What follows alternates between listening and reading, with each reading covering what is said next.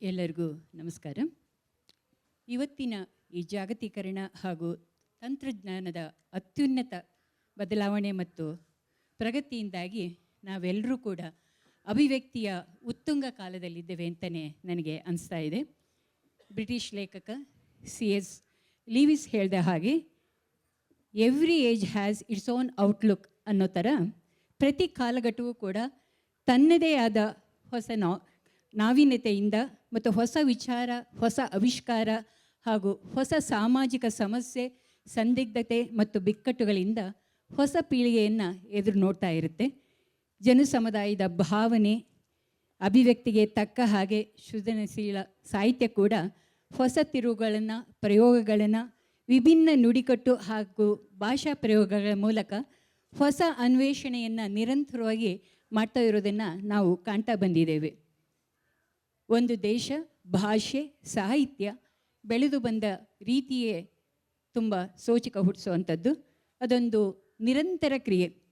ಕನ್ನಡದ ಮಟ್ಟಿಗಂತೂ ಸಾಹಿತ್ಯ ಸದಾಕಾಲ ಪ್ರಸ್ತುತ ಅಂತಲೇ ಹೇಳ್ಬೋದು. ಅದು ಯಾವತ್ತೂ ಕೂಡ ಅಪ್ರಸ್ತುತ ಆಗೋಕ್ಕೆ ಸಾಧ್ಯವೇ ಇಲ್ಲ ಅನ್ನೋ ಒಂದು ರೀತಿಯಲ್ಲಿ ಹೊಸ ಹೊಸ ತಲೆಮಾರಿನ ಅನೇಕ ಸಾಹಿತಿಗಳು ಇವತ್ತು ಮುಂದೆ ಬಂದು ಸಾಹಿತ್ಯ ರಚನೆಯಲ್ಲಿ ತೊಡಗಿರೋದನ್ನು ನಾವು ನೋಡ್ತಾ ಬಂದಿದ್ದೇವೆ. ಒಂದು ಕಾಲದಲ್ಲಿ ಗೋಡೆಯ ನಡುವೆ ತನ್ನಷ್ಟಕ್ಕೆ ತಾನು ಮುಕ್ತವಾಗಿ ಬರೀಲಿಕ್ಕೆ ಸಾಧ್ಯವಾಗದೆ ಗುಟ್ಟಾಗಿ ಮಕ್ಕಳ ನೋಟು ಪುಸ್ತಕದ ಮಧ್ಯದ ಹಾಳೆ ಕಿತ್ತು ಅಭಿವ್ಯಕ್ತಿಸ್ತಾ ಇದ್ದಂಥ ಮಹಿಳೆ ಇವತ್ತು ಅಭಿವ್ಯಕ್ತಿಯ ಉತ್ತುಂಗದಲ್ಲಿದ್ದು ಕಂಪ್ಯೂಟರ್ ಮುಂದೆ ಕೂತು ಅಭಿವ್ಯಕ್ತಿಸುವಂಥ ಮಟ್ಟಕ್ಕೆ ಬಂದಿದ್ದಾಳೆ ಅನ್ನೋದೇ ಅದೇ ಒಂದು ದೊಡ್ಡ ಸಾಧನೆ ಅಂತ ನಾವಿವತ್ತು ಹೇಳ್ಬೋದು. ಅಂತಹ ಮಹಿಳೆಯರ ಜೊತೆಗೆ ಇವತ್ತು ನಾವು ಸಂವಾದನೆ ಮಾಡ್ತಾ ಇದ್ದೇವೆ. ಅಂದರೆ ಕನ್ನಡ ಸಾಹಿತ್ಯ ಪರಂಪರೆಯನ್ನು ಮುಂದುವರಿಸ್ಕೊಂಡು ತಮ್ಮದೇ ಅನನ್ಯ ಕೊಡುಗೆಯನ್ನು ಕೊಡ್ತಾ ಇರುವಂಥ ಕನ್ನಡ ಸಾಹಿತ್ಯ ಭಾಷೆ ಮತ್ತು ಸಾಹಿತ್ಯನೂ ಕೂಡ ಸಮೃದ್ಧಗೊಳಿಸ್ತಾ ಇರುವಂಥ ಪ್ರತಿಭಾವಂತ 3 ಲೇಖಕರು ಇವತ್ತು ನನ್ನ ಜೊತೆಗೆ ಇದ್ದಾರೆ. ಕತೆ, ಕವನ, ಪ್ರಬಂಧ, ನಾಟಕ ಹೀಗೆ ಸಾಹಿತ್ಯದ ಎಲ್ಲ ಪ್ರಕಾರಗಳಲ್ಲೂ ಕೈಯಾಡಿಸಿರುವಂಥ ಸುಧಾ ಆಡುಕೊಳ ಅವರು ತಮ್ಮದೇ ಆದ ವಿಶಿಷ್ಟ ಧ್ವನಿಯ ಮೂಲಕ, ಖಚಿತ ಧ್ವನಿಯ ಸ್ಪಷ್ಟ ವಿಚಾರಗಳ ಮೂಲಕ ಪ್ರಬುದ್ಧ ಲೇಖಕಿಯಾಗಿ ಇವತ್ತು ಈ ಸಂವಾದದಲ್ಲಿ ಭಾಗವಹಿಸ್ತಾ ಇದ್ದಾರೆ. ಅದೇ ರೀತಿ ಆರ್ಧ ಧ್ವನಿಯ ನವಿರು ಭಾವನೆಗಳಿಂದ ಮಾನವನ ಅಂತಃಕರಣಕ್ಕೆ ನೇರ ಲಗ್ಗೆ ಹಾಕುವುದರ ಮೂಲಕ ಹೃದಯ ಸ್ಪರ್ಶಿ ಲೇಖಕಿಯಾಗಿ ಫಾತಿಮಾ ರಲಿ ಅವರು ನಮ್ಮ ಜೊತೆಗೆ ಇದ್ದಾರೆ. ಗಂಡು ಹೆಣ್ಣಿನ ಸಂಕೀರ್ಣ ಸಂಬಂಧಗಳ ಗೋಜಲು ಮತ್ತು ದ್ವಂದ್ವಗಳಿಂದ ಕುಸಿಯುತ್ತಿರುವ ಮಾನವ ಸಂಬಂಧಗಳನ್ನು ವಿಷಾದದಿಂದ ಎದುರುಗೊಳ್ತಾ ಇರುವಂಥ ಭಾಗ್ಯಜ್ಯೋತಿಯವರು ನಮ್ಮ ಜೊತೆಗೆ ಇದ್ದಾರೆ. ಅವರೆಲ್ಲರಿಗೂ ಕೂಡ ಹೊಸ ಬರಹದ ಈ ವೇದಿಕೆಗೆ ಸ್ವಾಗತವನ್ನು ಕೊಡ್ತಾ ಇದ್ದೇನೆ.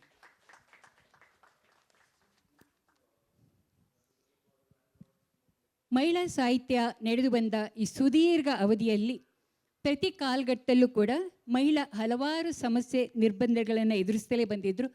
ತನ್ನ ಸೃಜನಶೀಲತೆಯನ್ನು ದಾಖಲಿಸ್ತಲೇ ಬಂದಿದ್ದಾಳೆ. ಪ್ರಾಯಶಃ ನಿಮ್ಮ 3 ಜನರ ಕೃತಿಗಳನ್ನು ನಾನು ಓದಿದಾಗ ಹೆಣ್ಣಿನ ಅಳಲು, ದುಗುಡ, ಅಂತರಂಗದ ನೋವು ಮತ್ತು ಎಂದಿಗೂ ಬದಲಾಗದಂಥ ಒಂದು ಸಾಮಾಜಿಕ ದೃಷ್ಟಿಕೋನದಲ್ಲಿ ವರ್ತಮಾನದ ನಿಕಷಕ್ಕೆ ಒಡ್ಡಿ ಆಕೆಯ ಮನಸ್ಥಿತಿಯನ್ನು ಅತ್ಯಂತ ಆರ್ಧ ಭಾವದಿಂದ ಹಾಗೂ ಸಂಯಮದಿಂದ ಕಟ್ಟಿಕೊಡುವಂಥ ಪ್ರಯತ್ನವನ್ನು ನೀವು 3 ಜನ ನಡೆಸ್ಕೊಂಡು ಬಂದಿರೋದನ್ನು ನಾನು ನೋಡ್ತಾ ಬಂದಿದ್ದೀನಿ. ಇದು ನೋಡುವಾಗ ನನಗೆ ಒಂದು ಮೂಲಭೂತ ಪ್ರಶ್ನೆ ಕಾಡುವಂಥದ್ದು, ಹಾಗಾದರೆ ಹೆಣ್ಣಿನ ಸ್ಥಿತಿ ಏನು ಬದಲಾಗಿಲ್ವೇ ಅಂತ. ಬಹುಶಃ ನಿಮ್ಮ ಪರಿಸರ ಆಗಿರ್ಬೋದು ಅಥವಾ ನಿಮ್ಮ ಸಾಹಿತ್ಯಿಕ ಹಿನ್ನೆಲೆ ಆಗಿರ್ಬೋದು, ನೀವು ಬೆಳೆದು ಬಂದಂಥ ವಾತಾವರಣ ಆಗಿರ್ಬೋದು, ಈ ಹಿನ್ನೆಲೆಯಲ್ಲಿ ಈ ಒಂದು ಪ್ರಶ್ನೆಯನ್ನು ಇಟ್ಕೊಂಡು ನೋಡೋದಾದರೆ ಅದು ಭಿನ್ನವಾಗಿತ್ತೆ ಅಥವಾ ಅದೇ ಸ್ಥಿತಿ ಈಗಲೂ ಕೂಡ ಮುಂದುವರಿತಾ ಇದೆ ಅಂತ ಅನಿಸುತ್ತೆ. ಸುಧಾ? ಎಲ್ರಿಗೂ ನಮಸ್ಕಾರ. ಊಟದ ಸಮಯದಲ್ಲಿ ಕೂಡ ಇಷ್ಟು ಸಂಖ್ಯೆಯಲ್ಲಿ ಬಂದು ಅದು ಮಹಿಳೆಯರ ಗೋಷ್ಠಿಯನ್ನು ಕೇಳ್ತಾ ಇರೋದಕ್ಕೆ ತುಂಬ ಸಂತೋಷ ಅಂತ ಅನ್ನಿಸ್ತಾ ಇದೆ. ಮೇಡಮ್ ಅವರ ಪ್ರಶ್ನೆಗೆ ಉತ್ತರವನ್ನು ಕೊಡುವ ಪ್ರಯತ್ನದ ಹಾದಿಯಲ್ಲಿ ಈಗ ಸಾಹಿತ್ಯದ ಪರಂಪರೆ ಅಂತ ಹೇಳುವಾಗ ನಾವು ಅಕ್ಷರದ ಪರಂಪರೆ ಇದೆ ಅಲ್ವಾ, ಅದು ತುಂಬ ಚಿಕ್ಕದು. ಆದರೆ ಮಾನವನ ಇತಿಹಾಸ ಅನ್ನೋದಿದೆ ಅಲ್ವಾ, ಅದು ಬಹಳ ಮುಖ್ಯವಾದದಂತ ನಾನು ಅಂದ್ಕೊಳ್ತೇನೆ. ಯಾವಾಗ ಒಂದು ನಮ್ಮ ಪೂರ್ವಜರು ಬಂದು ಮರದ ಮೇಲಿಂದ ಎಳೆದು ಬೆರಳನ್ನು ಚಲನೆ ಮಾಡಲಿಕ್ಕೆ ಕಲ್ತರು, ಅಲ್ಲಿಂದನೂ ನಾವು ಅವರನ್ನೆಲ್ಲ ವಂದಿಸಬೇಕು ಒಂದು ಅಕ್ಷರವನ್ನು ಮೂಡಿಸುವಾಗ ಅಂತ ಅಂದ್ಕೊಳ್ತಾನೆ. ಅದು ನಮ್ಮ ಪರಂಪರೆಯನ್ನು ಗೌರವವನ್ನು ಸೂಚಿಸ್ತಾನೆ. ನಾನು ಮಹಿಳೆಯರ ಪರಂಪರೆಯ ಬಗ್ಗೆ ಒಂದೆರಡು ಮಾತುಗಳನ್ನು ನಾನು ಕಂಡ ಲೋಕವನ್ನು ನಿಮ್ಮೆದುರು ಅನಾವರಣಗೊಳಿಸಲಿಕ್ಕೆ ಬಯಸ್ತಾ ಇದ್ದೇನೆ. ನಮ್ಮ ಮಹಿಳೆಯರ ಪ್ರತಿ ಹೆಜ್ಜೆ, ನಾನು ಅಲ್ಲಿಂದ ಇಲ್ಲಿಗೆ ನಡ್ಕೊಂಡು ಬರ್ತೇನೆ ಅಂತ ಹೇಳಿದರೆ ಆ ಪ್ರತಿ ಹೆಜ್ಜೆಯಲ್ಲಿ ಕೂಡ ಅಪಾರವಾದಂಥ ತ್ಯಾಗ ಮತ್ತು ಬಲಿದಾನ ಇದೆ. ಒಂದು ಗಂಡನ ಚಿತೆಯಿಂದ ಹಿಡಿದು ಓಡಿ ಬಂದ ಒಂದು ಹೆಂಡತಿಯಿಂದ ಹಿಡಿದು ಕೆರೆಗೆ ಹಾರವಾದ್ದನ್ನು ಕಥನ ರೂಪದಲ್ಲಿ ಹಾಡಿದಂಥ ಒಂದು ಗರತಿಯಿಂದ ಹಿಡಿದು ತನ್ನ ಎದೆಯನ್ನು ಮುಚ್ಕೊಳ್ಳಿಕ್ಕೆ ಕರ ಕೊಡಬೇಕಂತ ಹೇಳಿದರೆ ಎದೆಯನ್ನೇ ಕತ್ತರಿಸಿ ತಗೊಳ್ಳಿ ಬೇಡ ಇದು ಅಂತ ಕೊಟ್ಟ ಹೆಣ್ಣಿನಿಂದ ಹಿಡಿದು ಎಲ್ಲ ಈ ಪರಂಪರೆಗೆ ನಾವು ಶರಣಾಗಬೇಕಂತ ನಾನು ಅಂದ್ಕೊಳ್ತೇನೆ.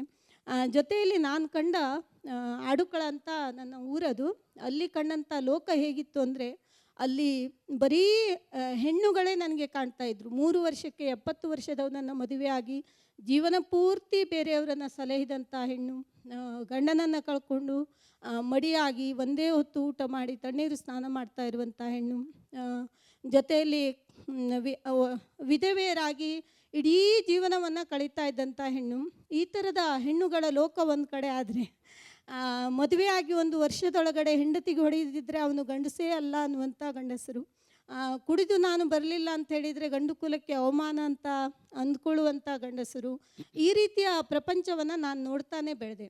ಅದರ ಜೊತೆಯಲ್ಲಿ ನನಗೆ ತುಂಬ ಕಾಡಿದ್ದು ಯಾವುದಂತ ಹೇಳಿದರೆ, ಇಷ್ಟೆಲ್ಲ ಕಷ್ಟಗಳ ನಡುವೆಯೂ ಆ ಹೆಣ್ಣುಗಳು ಕಟ್ಟಿಕೊಂಡಂಥ ಸಂಭ್ರಮದ ಬದುಕು, ಸುಗ್ಗಿ ಇರ್ಬೋದು, ಹಾಡಿರ್ಬೋದು, ಹಸೆ ಇರ್ಬೋದು, ಅವರ ಕಾವ್ಯ ಇರ್ಬೋದು, ನೀವು ನೆಲಕ್ಕೆ ಒತ್ತಿ ಹಿಡಿದಾಗಲೂ ಒಂದು ಕುಡಿಯನ್ನು ಚಿವುಟಿದಾಗಲೂ 3 ಆಗಿ ಕುಡಿ ಹೊಡೀತದಲ್ವ, ಆ ಥರ ಅರಳಿಕೊಳ್ಳುವಂಥ ಹೆಣ್ಣಿನ ಲೋಕ. ಇನ್ನೊಂದು, ನಾನು ಕರಾವಳಿಯವಳಾದ್ರಿಂದ ಬಹಳ ಬೆರಗಿನಿಂದ ನನ್ನನ್ನು ಕಾಡಿದ್ದು ಅಂತೇಳಿದರೆ, ನಮ್ಮ ಮನೆ ಎದುರಿರುವಂಥ ಗದ್ದೆ ಬಯಲು ಇದ್ದಕ್ಕಿದ್ದ ಹಾಗೆ ಗಂಧರ್ವ ಲೋಕ ಆಗಿ ಬಿಡುವಂಥ ಯಕ್ಷಗಾನ, ಇಂದ್ರನ ಒಡ್ಡೋಲಗ ಆಗಿಬಿಡ್ತದೆ ಅದು ಒಂದೇ ರಾತ್ರಿಯಲ್ಲಿ. ಎದುರಲ್ಲಿ ಗದೆಯಿಂದ ಹಿಡ್ಕೊಂಡು ಒಬ್ಬರನ್ನೊಬ್ಬರು ಯುದ್ಧ ಮಾಡ್ತಾ ಇರೋರು ಹಿಂದೆ ಬಂದ್ಕೊಂಡು ಒಂದೇ ಕವಳದ ಪೆಟ್ಟಿಗೆ ತಗೊಂಡು ಕವಳ ತಿನ್ನುತ್ತಾ ಇರುವಂಥ ದೃಶ್ಯಗಳು, ಈ ರೀತಿಯ ಯಕ್ಷಲೋಕದ ಬೆರಗು, ಇದೆಲ್ಲ ಭಾಳ ನನ್ನನ್ನು ಕಾಡ್ತು. ಮತ್ತು ನಾನು ತುಂಬ ವರ್ಷ ಅಕ್ಷರ ಲೋಕದಿಂದ ಆ ಲೋಕದಿಂದ ಈಚೆ ನಾನು ಅಕ್ಷರವನ್ನು ಹಿಡ್ಕೊಂಡು ಜಿಗಿದು ಈಚೆ ಬಂದಾಗ ಇವರೆಲ್ಲ ಬದುಕ್ತಿದ್ದಾರಲ್ಲ, ಇದು ನಾನು ಕಂಡ ಲೋಕ ಆಗಿರಲಿಲ್ವಲ್ಲ ಅಂತ ಚಿಂತಿಸ್ತಾನೆ ಇದ್ದೆ.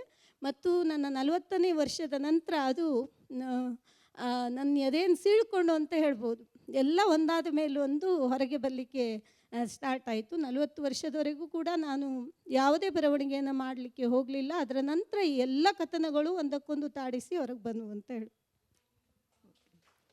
ಫಾತಿಮಾ, ರಾಲಿಯಾ, ಭಿನ್ನವಾಗಿತ್ತಾ ಇಲ್ಲ ಅದೇ ಸ್ಥಿತಿ ಈಗಲೂ ಇದೆ ಅಂತ ನೀವು ಹೇಳ್ತಾ ಇದ್ದೀರಾ? ಅಕ್ಕಮಹಾದೇವಿ ಸೂಳೆ ಸಂಕವರಿಂದ ಹಿಡಿದು ಇವತ್ತಿನ ತಲೆಮಾರಿನ ನನ್ನವರೆಗೆ ಬರಿತಾ ಇರುವಂತಹ ಒಂದು ಕನ್ನಡದ ಲೇಖಕಿಯರ ಮಾರ್ಗ ಏನಿದೆ ಅದು ಸರಳವಾಗಿ ಅಂತೂ ಇರಲಿಲ್ಲ. ಈ ಪ್ರಶ್ನೆನ ನೀವು 30 ವರ್ಷಗಳ ಹಿಂದೆ ಸಾರಾ ಅಬೂಬಕರ್ ಅವರು ಬರೆಯುವಾಗ ಹೇಗಿತ್ತೋ ಇವತ್ತು ಅದೇ ಪರಿಸ್ಥಿತಿ ಇದೆಯಾ ಅಂತ ಕೇಳಿದ್ರೆ ಇಲ್ಲ ಅಂತಲೇ ಹೇಳಬಹುದು. ಆದರೆ ಇಲ್ಲ ಅಂತ ಹೇಳೋದು ಕೂಡ ಪೂರ್ತಿ ಸತ್ಯ ಅಲ್ಲ. ನಾವು ಏನೇ ಬರೆದ್ರೂ ಕೂಡ ಕೊನೆಗೆ ಅದರಿಂದ ಏನಾದರೂ ವಿರೋಧಾಭಾಸ ಸಂಭವಿಸಿದರೆ ಮೊದಲು ಬರುವಂಥ ಪ್ರಶ್ನೆ ನಿನಗಿದು ಬೇಕಿತ್ತಾ ಅನ್ನೋದು. ಬರಿದೇ ಇದ್ದರೆ ನಡೆಯೋಲ್ಲ, ನಿಂಗಿದು ಬೇಕಿತ್ತಾ, ಸುಮ್ಮನೆ ಇರಬಾರ್ದ ಅನ್ನುವಂತಹ ಪ್ರಶ್ನೆಗಳೇ ಬರುತ್ತೆ. ಅದಕ್ಕೆ ಕಾರಣಕರ್ತರು ಯಾರೇ ಆಗಿದ್ದರೂ ಕೂಡ ಅಪರಾಧಿ ಸ್ಥಾನದಲ್ಲಿ ನಾವೇ ನಿಲ್ಲಬೇಕಾಗುತ್ತೆ. ಆದರೆ 30 ವರ್ಷಗಳ ಹಿಂದೆ ಸಾರಾ ಅಬೂಬಕರ್ ಅವರು ಬರೆಯುವಾಗ ಅಥವಾ ಬಾನು ಮುಷ್ತಾಕ್ ಅವರು ಬರೆಯುವಾಗ ಯಾವ ಪರಿಸ್ಥಿತಿ ಇತ್ತೋ ಅದು ಇವತ್ತು ಖಂಡಿತ ಇಲ್ಲ. ಒಂದು ಕಾಲದಲ್ಲಿ ಕನ್ನಡ ಬರೆಯೋದನ್ನು ಮತ್ತು ಕನ್ನಡ ಓದೋದನ್ನು ಧರ್ಮಬಾಹಿರ ಅಂತ ಅಂದ್ಕೊಳ್ತಾ ಇದ್ರಂತೆ. ನನ್ನಮ್ಮ ಒಂದು ಓದಿನ ಕುಟುಂಬದ ಹಿನ್ನೆಲೆಯಿಂದ ಬಂದವರು. ಅವರು ಮದುವೆಯಾಗಿ ಹೋದ ಕುಟುಂಬಕ್ಕೆ ಓದು ಮತ್ತು ಬರಹ ಎರಡರ ಹಿನ್ನೆಲೆನೂ ಇರಲಿಲ್ಲ. ಆಗ ಅದನ್ನು ಓದೋದು, ಎಸ್ಪೆಷಲಿ ಹೆಣ್ಣು ಮಕ್ಕಳು ಓದೋದನ್ನು ಧರ್ಮಬಾಹಿರ, ಅದು ಮಾಡಬಾರ್ದು ಅನ್ನುವಂತಹ ಒಂದು ಕಾರಣ ಹೇಳಿಕೊಂಡು ಅದನ್ನು ತಡೆಯುವುದಕ್ಕೆ ನೋಡ್ತಾ ಇದ್ರು. ಈಗ ಆ ಸ್ಥಿತಿ ಇಲ್ಲ ಅನ್ನೋದಕ್ಕೆ ಸಾಕ್ಷಿಯಾಗಿ ನಾನಿಲ್ಲಿದ್ದೀನಿ. ಸೊ ಅದೇ ಪರಿಸ್ಥಿತಿ ಇದೆ ಅಂತ ಹೇಳೋದಿಕ್ಕಾಗೋದಿಲ್ಲ. ಹಾಗಂತ ಈಗಲೂ ಕೂಡ ಅಪಸವ್ಯಗಳು ಇಲ್ಲ ಅಂತ ನಾನು ಹೇಳೋದಿಲ್ಲ. ಒಂದು ಹೆಣ್ಣಾಗಿ ಬರೆಯುವಾಗ ಒಬ್ಬ ಗಂಡಾಗಿ ಬರೆಯುವುದಕ್ಕೂ ಹೆಣ್ಣಾಗಿ ಬರೆಯುವುದಕ್ಕೂ ವ್ಯತ್ಯಾಸ ಇದೆ. ಎಸ್ಪೆಷಲಿ ಈ ಸೋಷಿಯಲ್ ಮೀಡಿಯಾದ ಯುಗದಲ್ಲಿ ನಾವೇನೇ ಬರೆದ್ರೂ ಅದಕ್ಕೆ ಕೆಟ್ಟದಾಗಿ ಕಮೆಂಟ್ ಮಾಡೋರು, ನೆಗೆಟಿವ್ ಆಗಿ ಕಮೆಂಟ್ ಮಾಡೋರು ಇದ್ದೇ ಇದ್ದಾರೆ. ಸೊ ಹೀಗೆ ಬರೆಯುವಾಗ ಕೂಡ ನಿನ್ಗಿದೆಲ್ಲ ಬೇಕಿತ್ತಾ ಅನ್ನುವ ಪ್ರಶ್ನೆ ನನ್ನಲ್ಲೂ ಕೂಡ ಮೂಡೋ ಹಾಗೆ ಮಾಡ್ತಾರೆ. ಸೊ ಏನಿದೆ, ಏನಿತ್ತು ಅಷ್ಟೊಂದು ಕಠಿಣವಾಗಿ ಈಗ ಇಲ್ಲದೆ ಹೋದರೂ ಕೂಡ ಇನ್ನೂ ಕೂಡ ಉಳ್ಕೊಂಡಿದೆ ಅಂತಲೇ ನನಗನ್ನಿಸ್ತದೆ. ಯಾಕಂದರೆ ಆ ಥರ ಸಾಮಾಜಿಕ ಪರಿಸ್ಥಿತಿ ಇಲ್ಲದೆ ಹೋಗಿದ್ರೆ 2001ರಿಂದ 2024ರವರೆಗೆ ಜ್ಞಾನಪೀಠ ಪ್ರಶಸ್ತಿಗಳಲ್ಲಿ 26 ಜ್ಞಾನಪೀಠ ಪ್ರಶಸ್ತಿಗಳು ಗಂಡಸರಿಗೆ ಹೋಗಿದ್ರೆ ಮಹಿಳೆಯರಿಗೆ ಸಿಕ್ಕಿರೋದು ಬರೀ 2. ಇದಕ್ಕೆ ಸಾಹಿತ್ಯಿಕ ಕಾರಣಗಳು ಎಷ್ಟಿದೆಯೋ ಬರೆಯೋದಕ್ಕೆ ಬಿಡದೇ ಇರುವಂತಹ ಅಥವಾ ಬರೆಯೋದಕ್ಕೆ ಅವಕಾಶಗಳು ಸೃಷ್ಟಿಯಾಗದೇ ಇರುವಂತಹ ಸಾಮಾಜಿಕ ಕಾರಣಗಳು ಕೂಡ ಇದೆ. ಹಾಗಾಗಿ ನಾವು ಒಂದೇ ಏಟಿಗೆ ಇಲ್ಲ ಮೊದಲಿದ್ದಂತೆ ಇಲ್ಲ ಎಲ್ಲವೂ ಸರಿ ಇದೆ ಅಂತ ಹೇಳೋದಿಕ್ಕಾಗಲ್ಲ ಅಂತ ನಾನು ಅನ್ಕೋತೀನಿ. ಭಾಗ್ಯಜ್ಯೋತಿ ಅವರು ನಿಮ್ಮ ಅಭಿಪ್ರಾಯ? ನಮಸ್ಕಾರ ಎಲ್ಲರಿಗೂ. ಸುಧಾ ಅವರು ಮತ್ತು ಫಾತಿಮಾ ಅವರ ಮಾತಿಗೆ ಪೂರಕವಾಗಿ ನನ್ನ ಮಾತು ಕೂಡ ಇವೆ. ನಾನು ಬರೆಯುವಂಥ ಪ್ರತಿ ಬರವಣಿಗೆಯೊಳಗೂ ನನ್ನ ಎದೆಯ ದನಿ ಐತಿ ಅಂತ ನಾನು ಅಂದ್ಕೊಂಡ್ರೆ ಅದು ಎಲ್ಲರ ದನಿ ಆಗ್ತೈತಿ ಅಂತ ಅಂದ್ಕೊಂಡವಳು ನಾನು. ಸೊ ನನಗೆ ನನ್ನ ಅಜ್ಜನ ಕತೆ ಹೇಳಬೇಕು, ನನ್ನ ಅಮ್ಮನ ಕತೆ ಹೇಳಬೇಕು, ನಮ್ಮ ಅಪ್ಪನ ಕತೆ ಹೇಳಬೇಕು. ಅದಕ್ಕೆ ನನಗಿರೋ ಮಾರ್ಗ ಅಂದರೆ ನಾನು ಕವಿ ಆಗಬೇಕು. ಸೊ ಈ ಕವಿ ಆಗುವ ಕ್ರಿಯೆ ಐತಲ್ಲ ಅದ್ರ ಹಿಂದೆ ಸಾಕಷ್ಟು ವಿಷಯಗಳಿದ್ವು. ಸೊ ನನ್ನ ಅಮ್ಮ ಅಂದರೆ ಅಜ್ಜಿ, ನಾವು ಅಮ್ಮ ಅಂತ ಕರಿತೀವಿ ನಮ್ಮ ಊರೊಳಗೆ. ನನ್ನ ಅಮ್ಮ ಯಾವಾಗಲೂ 12 ಮಕ್ಕಳ ತಾಯಿ ಆದರೂ ಕೂಡ ಪ್ರತಿ ವರ್ಷ ಮಕ್ಕಳನ್ನ ಹೆರ್ತಾ ಇದ್ರು. ಅವಳು ಮತ್ತು ಗದ್ದೆಗೆ ಹೋಗಿಬಿಟ್ಟು ನಮ್ಮ ದೊಡ್ಡಮ್ಮ ಮಕ್ಕಳನ್ನ ನೋಡ್ಕೊತಾ ಇದ್ಲು, ಮುಂದಿನ ಮಕ್ಕಳನ್ನ. ಸೊ ಅವಳು ನನಗೆ ಯಾವಾಗಲೂ ದಿಟ್ಟ ಮಹಿಳೆ ಥರ ಕಾಣ್ತಾ ಇದ್ಲು. ಸೊ ನಮ್ಮ ಅಜ್ಜ ಊರು ಉಸ್ತುವಾರಿ ಎಲ್ಲ ಮಾಡಿಕೊಂಡ್ರು ಕೂಡ ನಮ್ಮ ಅಮ್ಮ ನನಗೆ ಯಾವಾಗಲೂ ತುಂಬ, ಇವಾಗೇನು ನಾವೆಲ್ಲ ಮಹಿಳಾವಾದ ಅದು ಇದು ಹೇಳ್ತಾವಲ್ಲ, ನನ್ನ ಅಮ್ಮನಿಗಿಂತ ಇನ್ನೊಂದು ಸ್ತ್ರೀ ಶಕ್ತಿ ಇಲ್ಲ ಅಂತ ನನಗೆ ಯಾವಾಗಲೂ ಈಗಲೂ ಅನಿಸುತ್ತೆ. ಆ ಪ್ರೇರಣೆ ಇದೆಯಲ್ಲ ನನ್ನ ಎಲ್ಲ ಪ್ರಕ್ರಿಯೆಗೂ ಮೂಲ ಕಾರಣ. ಅದೇ ರೀತಿ ನನ್ನ ಅಪ್ಪ ಏನಿದಾನಲ್ಲ, ನನ್ನ ಅಪ್ಪನೊಳಗಿರುವಂಥ ಒಂದು ತಾಯಿ ಗುಣ ಇತ್ತಲ್ಲ, ಅದು ನನ್ನ ಕಾವ್ಯದ ಮೂಲ ದ್ರವ್ಯ ಆಗಿತ್ತು. ಇದನ್ನೆಲ್ಲ ನಾನು ಕತೆ ಮಾಡಬೇಕು, ಇದನ್ನೆಲ್ಲ ಕಾವ್ಯ ಮಾಡಬೇಕು ಅಂದಾಗ ಅವ್ರು ಪಟ್ಟ ಪಾಡೈತಲ್ಲ ಅದು ನಾನು ಮಾಡುವ ಹಾಡು ಅಂತ ಹೇಳ್ಬೋದು. ಇದ್ರ ಹಿಂದೆ ಹೇಳಬೇಕಂದ್ರೆ ಇವಾಗ ಫಾತಿಮಾ ಅವ್ರ ಮಾತಿಗೆ ಮತ್ತೆ ನಾನು ಅದನ್ನು ಪುನರಾವರ್ತನೆ ಮಾಡ್ದಂಗೆ ಆಗ್ತೈತಿ ಅಂತ ಹೇಳಿ. ಸೊ ನನ್ನ ಖಂಡಿತವಾಗಿಯೂ ಬದಲಾವಣೆ ಇದೆ ಮೇಡಮ್. ಯಾಕಂದ್ರೆ ನನ್ನ ಅಮ್ಮನಿಗೆ ಅಕ್ಷರಾಭ್ಯಾಸ ಇಲ್ಲ, ಆದರೆ ಅವಳು ತನ್ನ ಅಸ್ತಿತ್ವಕ್ಕೋಸ್ಕರ ಯಾವ ರೀತಿ ಮಾಡ್ತಿದ್ಲು. ಮತ್ತು ನಮ್ಮ ಅತ್ತೆ ಪ್ರತಿ ಸಾರಿ ಬಂದರೂ ನಮ್ಮ ಮನೆಯಲ್ಲಿ ಹೆಣ್ಮಕ್ಳೇ ಮುಖ್ಯ ಆಧಾರ ಇರ್ತಿತ್ತು, ಮನೆ ಉಸ್ತುವಾರಿ. ವ್ಯವಹಾರ ಅಂತ ಬಂದಾಗ ಗಂಡಸಿದ್ರೂ ಕೂಡ ಮನೆ ಎಲ್ಲ ಉಸ್ತುವಾರಿಯನ್ನೆಲ್ಲ ನನ್ನ ಅತ್ತೆ ಮಾಡ್ತಿದ್ಲು, ನಮ್ಮ ಅಮ್ಮ ಮಾಡ್ತಿದ್ರು. ನಮ್ಮೂರೊಳಗೆಲ್ಲ ಈಗೆಲ್ಲ ಸಂತಿ ಅಥವಾ ಬ್ಲಿಂಕಿಟ್ ಬಂದರೆ ನಮ್ಮ ಮನೆ ಬಾಗಿಲಿಗೆ ಬರುತ್ತೆ.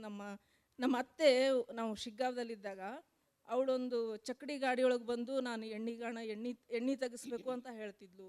ಚೀಲ ಎಲ್ಲ ಹಿಡ್ಕೊಂಡು ಬಂದು ನಾನು ಎಚ್ಚ ತಗೋಬೇಕು ಅಂದರೆ ರೇಷನ್ ತಗೋಬೇಕು ಅಂತ ಹೇಳ್ತಿದ್ಲು. ಈ ಎಲ್ಲ ಸಂಗತಿಗಳು ತುಂಬ ಕಾಡುವಂಥ ವಿಷಯಗಳು ಅಂತ ನಾನು ಹೇಳ್ತೀನಿ. ಅಂದರೆ ನಮಗಿರುವಂಥ ಅವಕಾಶ ಇವಾಗ ಎಷ್ಟೊಂದು ಇದ್ದರೂ ಕೂಡ ಒಂದು ಸಂವೇದನೆಯನ್ನು ಎಲ್ಲೂ ನಾವು ಕಳ್ಕೊತಾ ಇದ್ದೀವಿ ಅನ್ನುವ ಒಂದು ಕೊರತೆ ಕೂಡ ನನಗೆ ಅನಿಸುತ್ತೆ ಮೇಡಮ್. ಖಂಡಿತವಾಗಿಯೂ ತಂತ್ರಜ್ಞಾನ, ವಿಜ್ಞಾನ ನಮಗಿರೋ ಅವಕಾಶ ಸಾಕಷ್ಟು ಬದಲಾವಣೆ ಕೊಟ್ಟರೂ ಕೂಡ ಮನುಷ್ಯನಿಗೆ ಇರಬೇಕಾದಂಥ ಒಂದು ಜೀವ ದ್ರವ್ಯವನ್ನು ಕಾಪಾಡ್ಕೊಳ್ಳೋದೇನಿದೆಯಲ್ಲ ಅದು ನಮ್ಮ ಶಕ್ತಿ ಅಂತ ನಾನು ಹೇಳ್ತೀನಿ. 3 ಜನರ ಮಾತು ಕೇಳ್ತಾ ಇರುವಾಗ MS ಆಶಾದೇವಿ ಇತ್ತೀಚೆಗೆ ಹಲವು ಕಡೆ ಅವರು ಹೇಳಿದ ಮಾತು ಮತ್ತು ವೀಣಾ ಶಾಂತೇಶ್ವರ್ ಅವರು ಇತ್ತೀಚಿನ ಒಂದು ಸಂದರ್ಶನದಲ್ಲಿ ಹೇಳಿದ ಮಾತು ನನಗೆ ನೆನಪಾಗ್ತಾ ಇದೆ. ಅಂದರೆ ಇವತ್ತಿನ ಸ್ತ್ರೀ ಬದಲಾಗಿದ್ದಾಳೆ, ಆದರೆ ಸ್ತ್ರೀನ ನೋಡುವ ಸಾಮಾಜಿಕ ದೃಷ್ಟಿಕೋನ ಇನ್ನೂ ಬದಲಾಗಿಲ್ಲ ಅಂತ. ಬಹುಶಃ ಅದೇ ಒಂದು ಅರ್ಥದಲ್ಲಿ ನೀವು 3 ಜನ ಕೂಡ ಈ ಒಂದು ಮಾತನ್ನು ಹೇಳ್ತಾ ಇದ್ದೀರಾ ಅಂತ ನಾನು ಅಂದ್ಕೊಂಡಿದ್ದೇನೆ. ಸುಧಾ, ನಿಮಗೆ ಈಗ ಮುಂದಿನ ಪ್ರಶ್ನೆ ನಾನು ಕೇಳಬೇಕು ಅಂತ ಇದ್ದೇನೆ. ನೀವು ಕಥೆಗಳನ್ನು ಬರೆದಿದ್ದೀರಾ, ಹಾಗೆಯೇ ಪ್ರಬಂಧ ಬಕುಲದ ಬಾಗಿಲಿನಿಂದ ಒಂದು ವಿಶಿಷ್ಟವಾದಂತಹ ಪ್ರಬಂಧ ಸಂಕಲನ ಇದು. ಅದರಲ್ಲಿ ಅನೇಕ ಅಂದರೆ ಪೌರಾಣಿಕ ಪಾತ್ರಗಳಾಗಿರ್ಬೋದು, ಚಾರಿತ್ರಿಕ ಪಾತ್ರಗಳಾಗಿರ್ಬೋದು, ಇವೆಲ್ಲವನ್ನು ಮರು ವ್ಯಾಖ್ಯಾನಕ್ಕೆ ಒಳಪಡಿಸಿ ಇವತ್ತಿನ ವರ್ತಮಾನದ ನಿಕಷಕ್ಕೆ ಒಡ್ಡಿ ಅನುಸಂಧಾನ ಮಾಡುವ ಒಂದು ಕ್ರಿಯೆಯನ್ನು ನೀವು ನಡೆಸ್ಕೊಂಡು ಬಂದಿದ್ದೀರಾ. ಆದರೆ ಈ ಪುರಾಣದ ಪಾತ್ರಗಳನ್ನು ನಾವು ಮತ್ತೆ ಅಂದರೆ ಈಗಾಗಲೇ ಮರು ವ್ಯಾಖ್ಯಾನ ಆಗಿರುವಂಥ ಅನೇಕ ಸಂದರ್ಭಗಳಿದ್ದಾವೆ, ಅನೇಕರು ಅದನ್ನು ಮಾಡ್ಕೊಂಡು ಬಂದಿದ್ದಾರೆ. ಇದಕ್ಕೆ ಒಂದು ಚೌಕಟ್ಟು ಇದೆ. ಅದು ಪೌರಾಣಿಕ ಪಾತ್ರಗಳಾಗಿರ್ಬೋದು ಅಥವಾ ಐತಿಹಾಸಿಕ ಪಾತ್ರಗಳಾಗಿರ್ಬೋದು. ಆ ಚೌಕಟ್ಟನ್ನು ಮೀರಿ ನಾವು ಅದರಲ್ಲಿ ಕಾರ್ಯ ಮಾಡಲಿಕ್ಕೆ ಸಾಧ್ಯ ಇಲ್ಲ. ಆ ಮಿತಿಯನ್ನು ಇಟ್ಟುಕೊಂಡು ನೀವು ಅದನ್ನು ನಿಭಾಯಿಸಬೇಕಾಗುತ್ತೆ. ಇದನ್ನು ನಿಮಗೆ ಮಾಡಲಿಕ್ಕೆ ಹೇಗೆ ಕಷ್ಟವಾಯ್ತಾ, ಅಥವಾ ಇದು ನೀವು ಬಹುಶಃ ಬಾಲ್ಯದಿಂದಲೂ ಯಕ್ಷಗಾನ ಮತ್ತು ತಾಳಮದ್ದಲೆ ಇವುಗಳನ್ನು ನೋಡ್ಕೊಳ್ತಾ ಬಂದಿದ್ದರಿಂದ ಆ ಹೆಣ್ಣಿನ ಒಳತೋಟಿ ಮತ್ತು ಒಳಧ್ವನಿಗಳನ್ನು ನೀವು ಮೊದಲಿಂದಲೂ ಆಲೈಸ್ಕೊಳ್ತಾ ಮೊದಲಿಂದಲೂ ಅದನ್ನು ಅನುಭವಿಸ್ಕೊಳ್ತಾ ಬಂದಿದ್ದರಿಂದ ಇದು ನಿಮಗೆ ಸುಲಭವಾಯ್ತಾ ಅನ್ನೋ ಒಂದು ಸಣ್ಣ ವಿಷಯವನ್ನು ನಾನು ಇಲ್ಲಿ ಕೇಳೋಕ್ಕೆ ಇಷ್ಟಪಡ್ತಾ ಇದ್ದೀನಿ. ಬಹಳ ಆಸಕ್ತಿದಾಯಕವಾದಂಥ ವಿಷಯ ಇದನ್ನು ನನ್ನ ಊರಿನ ಹೆಣ್ಣುಗಳು ಮತ್ತು ಹೆಣ್ಣು ದೇವತೆಗಳು ನನಗೆ ಕಲಿಸಿದ್ರು ಅಂತ ಹೇಳಲಿಕ್ಕೆ ಇಷ್ಟಪಡ್ತೇನೆ. ಅದೇ ನಾನು ಹೇಳಿದಾಗೆ ಹಾಗಿದ್ದ ಆ ಊರಿನಲ್ಲಿ ನಮ್ಮ ಊರಿನಲ್ಲಿ ಯಾರು ಕೂಡ ಸಾಯ್ತಾನೇ ಇರಲಿಲ್ಲ. ಅಂದರೆ ಅವರ ದೇಹ ಹೋದರೂ ಕೂಡ ಅವ್ರಿಗೆ ಬೇಕಾದಾಗೆಲ್ಲ ಮನೆಯಲ್ಲಿ ಗೊಂದಲ ಆದಾಗ ಯಾರು ಬೇಕೋ ಅವರ ಮೈ ಮೇಲೆ ಬಂದು ಅವರೆಲ್ಲ ಮಾತಾಡ್ತಿದ್ರು, ನೀವು ಹಿಂಗೆ ಮಾಡಬೇಡಿ, ಹೀಗೆ ಮಾಡಿ, ನಿಲ್ದಿದ್ರೆ ನೋಡಿ ನಿಮ್ಮನ್ನು ಕಾಡ್ತೇನೆ ಅಂತೆಲ್ಲ. ಬಹಳ ವಿಚಿತ್ರವಾದಂಥ ಒಂದು ಊರು. ಅಂದರೆ ಸತ್ತವರಿಗೆ ಬದುಕಿದ್ದವರಿಗೆ ಅಲ್ಲಿ ಭೇದನೇ ಇರ್ತಿರ್ಲಿಲ್ಲ. ಇನ್ನೊಂದಂದರೆ ನನ್ನ ತಂದೆ ಮನೆಯ ಅಂಗಳದಲ್ಲಿ ಯಕ್ಷಗಾನವನ್ನು ಕಲಿಸ್ತಾ ಇದ್ರು ಮತ್ತು ಯಕ್ಷಗಾನದ ಬಹಳ ದೊಡ್ಡ ಪ್ರೇಮಿಯಾಗಿದ್ದರು. ಯಕ್ಷಗಾನದ ಬಹಳ ದೊಡ್ಡ ಶಕ್ತಿ ಅಂದರೆ ಪುರಾಣದ ಪಾತ್ರವನ್ನು ಕೂಡ ನಾವು ಯಾವ ಹಂತದವರೆಗಾದರೂ ಕೂಡ ಕಥಿಸಲಿಕ್ಕೆ ಅದರಲ್ಲಿ ಸಾಧ್ಯತೆ ಇದೆ ಅಂತ ಅನ್ನಿಸ್ತದೆ. ಈಗ ಅವರು ಒಂದು ಆ ಭೀಷ್ಮ ಪರ್ವವನ್ನು ನೋಡಿ ಬಂದರೆ ಅಂಬೆ ಅದರಲ್ಲಿ ಸೋಲ್ತಾ ಹೋಗ್ತಾಳಲ್ಲ, ಅವರು ಕೇಳ್ತಿದ್ರು, ನೋಡು ಈ ಸ್ಥಿತಿಯಲ್ಲಿ ಅಂಬೆಯಾಗಿ ನೀನಿದ್ದೆ ಅಂತ ಅಂದ್ಕೋ, ನೀನೇನು ಮಾಡ್ತಿದ್ದೆ ಅಂತ. ಅಂದರೆ ಆ ಅಂಬೆ, ಭೀಷ್ಮ ಪರ್ವದ ಅಂಬೆ ಒಂದು ಕ್ಷಣದಲ್ಲಿ ನಾನಾಗಿ ಪರಿವರ್ತನೆ ಆಗುವಂಥ ಅವಕಾಶ ನನಗೆ ಸಿಗ್ತಿತ್ತು. ಇಡೀ ದಿನ ನಾನು ಯೋಚನೆ ಮಾಡ್ತಾ ಇದ್ದೆ, ನಾನು ಅಂಬೆ ಆಗಿದ್ದರೆ ಏನು ಮಾಡ್ತಿದ್ದೆ ಅಂತ. ನನಗೆ ತುಂಬ ಆಸೆ ಆಗ್ತಿತ್ತು, ಒಂದಿನ ಆದರೂ ನಾನು ಅಂಬೆಯನ್ನು ಗೆಲ್ಲಿಸ್ಬೇಕಂತ. ಈ ರೀತಿಯ ಅಂದರೆ ರೂಪಾಂತರ ಅಂತ ಹೇಳ್ತೇವಲ್ಲ, ಅದು ನಮ್ಮಲ್ಲಿ ಆಗ್ತಾಯಿತ್ತು. ಅದೇ ನಾನು ಹೇಳಿದೆ, ಈಗ ನಮ್ಮ ಊರಿನ ಗಂಡ್ಮಕ್ಕಳು, ಈಗ ಇದ್ದ ಗಂಡಸರೆಲ್ಲ ತುಂಬ ಒಳ್ಳೆಯವರು, ಇಲ್ಲಿದ್ದ ಯಾವ ಗಂಡಸರಿಗೂ ಹೇಳ್ತಾ ಇರೋದಲ್ಲ. ಆದರೆ ನಾನು ಬಾಲ್ಯದಲ್ಲಿ ಕಂಡಂಥ ಗಂಡು ಲೋಕ ನಮ್ಮ ಇದರಲ್ಲಿ ಆಗಿತ್ತು. ಹಾಗೆ ಇದ್ದಾಗ ತುಂಬ ಇನ್ನೇನು ಅವಳಿಗೆ ಬದುಕಲಿಕ್ಕೆ ಮನೆಯಲ್ಲಿ ಅವಕಾಶ ಆಗ್ತಾ ಇರಲಿಲ್ಲ ಅಂತ ಹೇಳುವಾಗ ಕರುಣಾಮಯಿಯಾದ ನಮ್ಮೂರ ದೇವಿ ಅವಳ ಮೇಲೆ ಬಂದು ಆರ್ಭಟಿಸಿಬಿಡ್ತಿದ್ಲು. ಮಾನದಿಂದಿಂದ ಆ ಮನೆಯಲ್ಲಿ ಒಬ್ಬಳು ದೇವಿ ಹುಟ್ಕೊಳ್ತಾ ಇದ್ಲು. ಮತ್ತು ಈ ಗಂಡಸರೆಲ್ಲ ಇದ್ದಾರಲ್ಲ, ಇಷ್ಟು ಹೆಂಗಸರನ್ನು ಹಿಂಸೆ ಮಾಡುವವರು, ನಮ್ಮೂರ ಮಾರಿಯ ಪಲ್ಲಕ್ಕಿ ಬಂದಾಗ ತಾಯೇ ಕಾಪಾಡು ಅಂತ ಹೇಳಿ ಹೆಗಲ ಮೇಲೆ ಮಾರಿಯನ್ನಿಟ್ಕೊಂಡು ಮೆರವಣಿಗೆ ಮಾಡ್ತಾಯಿದ್ರು. ಏನಾದರೂ ಕಷ್ಟ ಬಂದಾಗ ದೇವಿ ಕಾಪಾಡು ಅಂತ ತಲೆ ಬಗ್ಗಿಸಿ ಪ್ರಾರ್ಥನೆಯನ್ನು ಮಾಡ್ತಾಯಿದ್ರು. ಈ ಒಂದು ಮ್ಯಾಜಿಕ್ ಇದೆ ಅಲ್ವಾ, ಈ ಒಂದು ಟೆಕ್ನಿಕ್ ಇದೆ ಅಲ್ವಾ, ಅದು ನನ್ನನ್ನು ಬಹಳ ಕಾಡ್ತಾ ಇರುತ್ತೆ. ಮತ್ತು ಹೆಣ್ಣು ಮಾತ್ರವೇ ಕಂಡುಕೊಳ್ಳಬಹುದಾದಂಥ ಬಿಡುಗಡೆಯ ದಾರಿ ಇದು ಅಂತಲೂ ಅನ್ನಿಸ್ತಾ ಇರುತ್ತೆ. ಹಾಗಾಗಿ ಆ ರೀತಿಯ ರೂಪಾಂತರದ ಆಟಗಳನ್ನು ನನ್ನ ಮೊದಲ ಪ್ರಬಂಧ ಸಂಕಲನದಲ್ಲಿ ನಾನು ಮಾಡಲಿಕ್ಕೆ ಸಾಧ್ಯ ಆಯಿತು ಮೇಡಮ್. ಪ್ರತಿಯೊಂದು ಯಶಸ್ವಿ ಗಂಡಿನ ಹಿಂದೂ ಹೆಣ್ಣಿದ್ದಾಳೆ ಅನ್ನೋ ಒಂದು ಲೋಕೋಕ್ತಿಯನ್ನು ನೀವು ಇಲ್ಲಿ ತಂದು ಹೆಣ್ಣಿನ ಹಿಂದೆ ಹಾಗಾದರೆ ಯಾರಿದ್ದಾರೆ ಅನ್ನೋ ಪ್ರಶ್ನೆಯನ್ನು ಕೂಡ ಎತ್ತಿದ್ದೀರಾ. ಅವಳ ಅನೇಕ ನಿಟ್ಟುಸಿರಾಗಿರ್ಬೋದು ಅಥವಾ ಅವಳ ನೋವುಗಳಾಗಿರ್ಬೋದು, ಇವೆಲ್ಲವನ್ನು ನೀವು ಬಕಳದ ಬಾಗಿಲಲ್ಲಿ ದಾಖಲಿಸ್ತಾ ಬಂದಿದ್ದೀರಾ. ಮತ್ತು GN ಮೋಹನ್ ಹೇಳೋ ಹಾಗೆ ಇಲ್ಲಿ ಇವತ್ತು ನಾವು ಕೇಳಿದಂಥ ಈ ಪಿಸಿ ಧ್ವನಿ ಇರ್ಬೋದು, ಅದು ಮುಂದೊಮ್ಮೆ ಗಟ್ಟಿ ಧ್ವನಿ ಆಗುವಂಥ ಎಲ್ಲ ಸಾಧ್ಯತೆ ಇದೆ ಅಂತ ಹೇಳ್ತಾ, ನಿಮ್ಮ ಕಥೆಗಳಿಗೆ ಬರೋದಾದರೆ ಅಲ್ಲಿ ಒಂದು ರೀತಿಯ ದ್ವಂದ್ವವನ್ನು ಕಾಣೋಕ್ಕೆ ಸಾಧ್ಯವಾಯ್ತಾ ಅನ್ನೋ ಒಂದು ಅನುಮಾನ ಕೂಡ ನನಗೆ ಬರುತ್ತೆ. ನಿಮ್ಮ ಮೊಳಕೆ ಕಥೆ ಆಗಿರ್ಬೋದು, ಅಥವಾ ಬೀಗ ಕಥೆ ಆಗಿರ್ಬೋದು, ಅಥವಾ ಒಂದು ಶೌಚಾಲಯದ ಕಥೆ ಕೂಡ ಆಗಿರ್ಬೋದು. ಅಲ್ಲಿ ಇವತ್ತಿನ ಈ ಕಾಲಮಾನದಲ್ಲಿ ಲಿಂಗತ್ವದ ಪರೀಕ್ಷೆ ಅನ್ನೋದೇನಿದೆ, ಅಂದರೆ ಅದು ಇಷ್ಟೊಂದು ಕಾಡುವಂಥ ಒಂದು ಪಾಶ್ಚಾತ್ತಾಪಕ್ಕೆ ಒಳಪಡುವಂಥ ಒಂದು ಸಾಮಾಜಿಕ ಜೀವನದಲ್ಲೇ ನಾವು ಇನ್ನೂ ಇದೀವ ಅನ್ನೋ ಒಂದು ಪ್ರಶ್ನೆನೂ ಎತ್ತುತ್ತೆ. ಅದ್ರ ಜೊತೆಗೆ ಅಡುಗೆ ಮನೆಯೇ ಹೆಣ್ಣಿಗೆ ಒಂದು ಸಂಕೋಲೆ ಅಂತ ಹೇಳ್ತಾ ಇರುವಂಥ ಒಂದು ಕಥಾನಾಯಕಿಗೆ ಯಾವಾಗ ಅದು ಬಿಡುಗಡೆಗೊಳ್ತಾಳೋ ಅದರಿಂದ ಅದು ಒಂದು ಅನಾಥ ಭಾವವಾಗಿ ಕಾಡೋದಾಗಿರ್ಬೋದು, ಅಥವಾ ಶೌಚಾಲಯದಲ್ಲೇ ಅವಳು ಇನ್ನೂ ಕೂಡ ಹೆಣ್ಣು ತನ್ನ ಒಂದು ಮುಕ್ತತೆಯನ್ನು ಕಾಣುವಂಥ ಒಂದು ಸಂದರ್ಭದಲ್ಲೇ ಅವಳಿದ್ದಾಳೆ ಅನ್ನೋದು ಇವ್ನು ನೋಡುವಾಗ ಎಲ್ಲೊಂದು ಕಡೆ ಹೆಣ್ಣಿನ ಈ ದ್ವಂದ್ವ ಸ್ಥಿತಿ ಇದೆಯಲ್ಲ, ಅಂದರೆ ಈಗ ಸಾಮಾಜಿಕ ಸ್ಥಿತ್ಯಂತರದ ಈ ದ್ವಂದ್ವವನ್ನು ಇನ್ನೂ ಕೂಡ ನಾವು ಅನುಭವಿಸ್ತಿದೀವ ಅನ್ನೋ ಒಂದು ಅನುಮಾನ ಕೂಡ ಅದು ಹುಟ್ಟಾಕುತ್ತೆ. ಪ್ರಾಯಶಃ ಇವತ್ತಿನ ವಾಸ್ತವ ಹಾಗೆ ಕೂಡ ಇರ್ಬೋದು ಅಂತ. ಒಂದು ಕಡೆ ಸ್ಥಿತ್ಯಂತರವನ್ನು ಒಪ್ಪಿಕೊಂಡಂಥ ಹೆಣ್ಣು, ಇನ್ನೊಂದು ಕಡೆ ಒಪ್ಪಿಕೊಳ್ಳಲಾಗದಂಥ ಒಂದು ಹೊಯ್ದಾಟ ಮತ್ತು ದ್ವಂದ್ವದಲ್ಲಿರುವ ಮನಸ್ಥಿತಿಯಲ್ಲಿರುವಂಥ ಹೆಣ್ಣು, ಈ ಎರಡೂ ರೀತಿಯ ಒಂದು ಜೀವನವನ್ನು ನಾವು ನೋಡ್ತಾ ಇದ್ದೇವೆ ಅಂತ ಅನಿಸುತ್ತೆ. ಇದ್ರ ಬಗ್ಗೆ ನೀವು ಏನು ಹೇಳಲಿಕ್ಕೆ ಇಷ್ಟಪಡ್ತೀರಿ? ನಮ್ಮ ಜನ್ರೇಷನ್ ಏನಿದೆ ಅಂಥವ್ರ ನಮ್ಮ ಜನ್ರೇಷನ್ನ ಒಂದು ಸಂಕಷ್ಟ ಇದು ಅಂತ ನಾನು ಅಂದ್ಕೊಳ್ತೇನೆ. ಈಗಿನ IT ಹುಡುಗಿಯರು ಏನಿದ್ದಾರೆ, ನನ್ನ ಮಗನ ವಯಸ್ಸಿನವರು, ಅವರು ಮನೆಯಲ್ಲಿ ಗೌರಿ ಪೂಜೆಯನ್ನು ಮಾಡಿ ಮೈಸೂರು ಸಿಲ್ಕ್ ಸೀರೆಯನ್ನು ಉಟ್ಟು ಎಲ್ಲ ನೆರವೇರಿಸಿ ತಕ್ಷಣ ಜೀನ್ಸ್ ಪ್ಯಾಂಟ್ ಹಾಕ್ಕೊಂಡು ಕ್ಯಾಬನ್ನು ಏರ್ಕೊಂಡು ಆರಾಮಾಗಿ ಹೋಗಿ ಕೆಲಸವನ್ನು ಮಾಡಿ ಬರ್ತಾರೆ. ಅವರ ಮನಸ್ಸೊಳಗೂ ದ್ವಂದ್ವ ಇರ್ಬೋದೇನೋ ನನಗೆ ಅರ್ಥ ಆಗಿಲ್ಲ. ಆದರೆ ಕೇಳುವಾಗ ಅವ್ರು ಏನು ಹೇಳ್ತಾರೆ ಅಂದರೆ ಇಟ್ಸ್ ಜಸ್ಟ್ ವರ್ಕ್ ಅಂತ ಹೇಳ್ತಾರೆ. ಅದು ನಮಗೆ ನಮ್ಮ ಜನ್ರೇಷನ್ನವರಿಗೆ ಸಾಧ್ಯ ಆಗಿಲ್ವೇನೋ ಅಂತ ನನಗೆ ಯಾವತ್ತೂ ಅನಿಸುತ್ತೆ. ಅದು ನಮ್ಮ ಬರಹ ಅನ್ನೋದು ನಮ್ಮ ಜೀವನದ ಪ್ರತಿಫಲನ. ಆದ್ದರಿಂದ ತುಂಬ ಜನ ಮೇಡಮ್ ನೀವು ಹೇಳಿದಾಗೆ ಅದನ್ನು ಗುರುತಿಸಿ ನನ್ನನ್ನು ಕೇಳ್ತಾರೆ, ನೀನು ಸನಾತನವೂ ಹೌದು ನೂತನವೂ ಹೌದು, ಎಲ್ಲಿ ನಿಲ್ತಿ ಅಂತ ಕೇಳ್ತಾ ಇರ್ತಾರೆ. ನಮ್ಮ ಜನ್ರೇಷನ್ನವರು ಅನುಭವಿಸಿದ ತಳಮಳ ಅದು ಅಂತ ನಾನು ಅಂದ್ಕೊಳ್ತೇನೆ. ಹಾಗೆ ಇದ್ದಕ್ಕಿದ್ದ ಹಾಗೆ ಮೈಸೂರು ಸಿಲ್ಕ್ ಸೀರೆಯನ್ನು ಬದಲಾಯಿಸಿ ಕುಂಕುಮವನ್ನೆಲ್ಲ ಅಳಿಸಿ ಕೂದಲನ್ನು ಬಿಟ್ಕೊಂಡು ಜೀನ್ಸ್ ಹಾಕ್ಕೊಂಡು ಹೊರಡುವ ಅಷ್ಟು ಮಟ್ಟಿಗಿನ ವೇಗವಾದಂಥ ರೂಪಾಂತರ ನಮಗೆ ಸಾಧ್ಯ ಆಗದೇ ಇರುವುದಕ್ಕಾಗಿ ಈ ರೀತಿಯ ದ್ವಂದ್ವಗಳು ಆಗಾಗ ನುಸುಳ್ತವೇನೋ ಅಂತ ನೀವು ಕೇಳಿದ ಮೇಲೆ ನಾನು ಅಂದ್ಕೊಂಡಿದ್ದು. ಅದೇ ದೇವಿರಮ್ಮ ಅನ್ನೋ ಒಂದು ಕಥೆಯಲ್ಲಿ ಮೈ ಮೇಲೆ ದೈವ ಬರೋದಿದೆಯಲ್ಲ, ಅದೊಂದು ಹೆಣ್ಣು ತಾನೇ ಒಂದು ಪರ್ಯಾಯ ಲೋಕವನ್ನು ಕಟ್ಕೊಳ್ಳೋದನ್ನು ನೀವು ಹೇಳ್ತಾ ಇದ್ದಾರೆ. ಅಂದರೆ ಯಾವಾಗ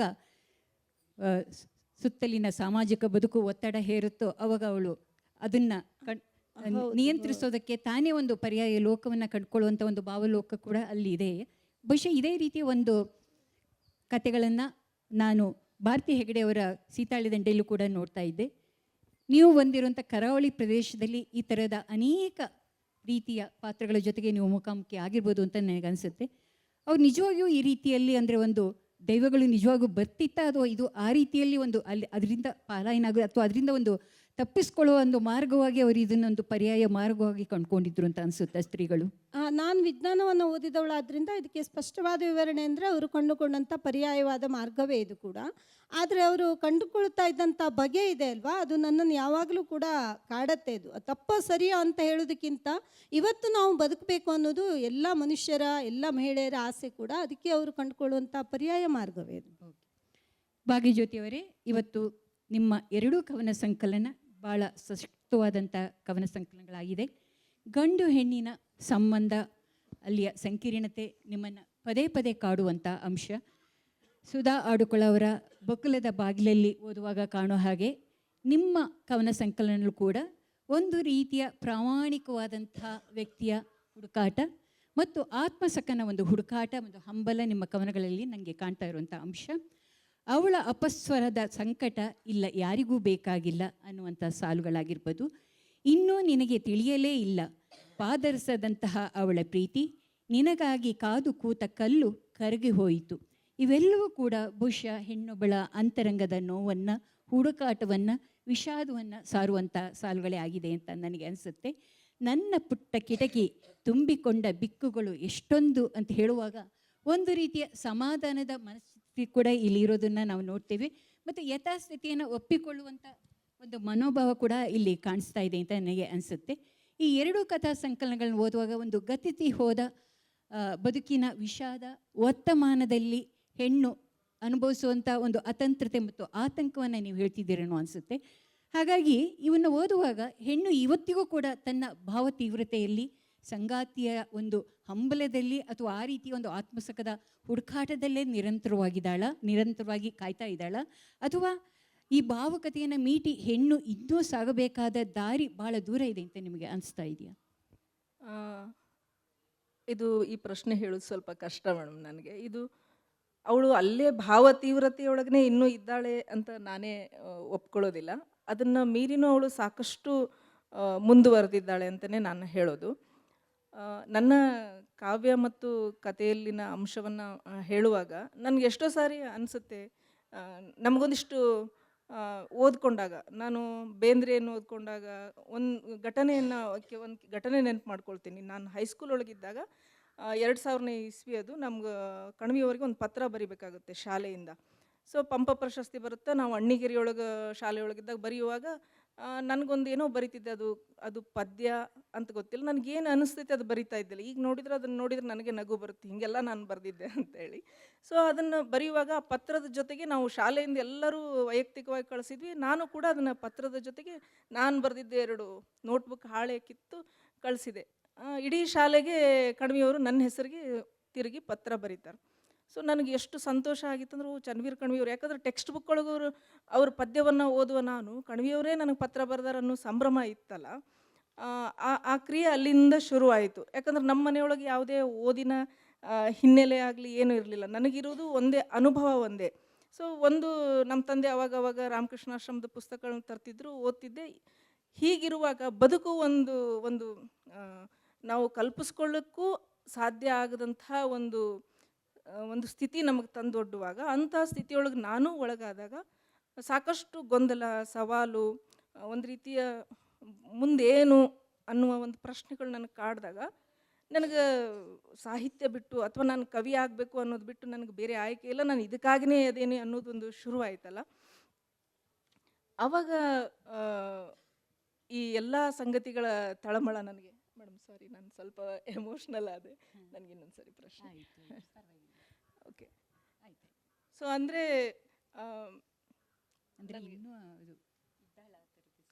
ಇಲ್ಲ ಮೇಡಮ್, ಖಂಡಿತವಾಗಿಯೂ ಇಲ್ಲ. ಅಂದರೆ ನಮ್ಮ ಭಾವ ಪ್ರಪಂಚದಲ್ಲಿ ಎಷ್ಟೊಂದು ಪ್ರಶ್ನೆಗಳು, ಗೊಂದಲಗಳು ಇದ್ದಾಗ್ಯೂ ಕೂಡ ಅವಳು ಆ ಭಾವ ತೀವ್ರತೆಯನ್ನು ಮೀರಿ ಇರೋದಕ್ಕೆ ಕಾರಣನೇ ಇವತ್ತು ನಾವು ಇಲ್ಲಿ ಬಂದು ಕುಂತಿದ್ದೀವಿ ಅಂತ.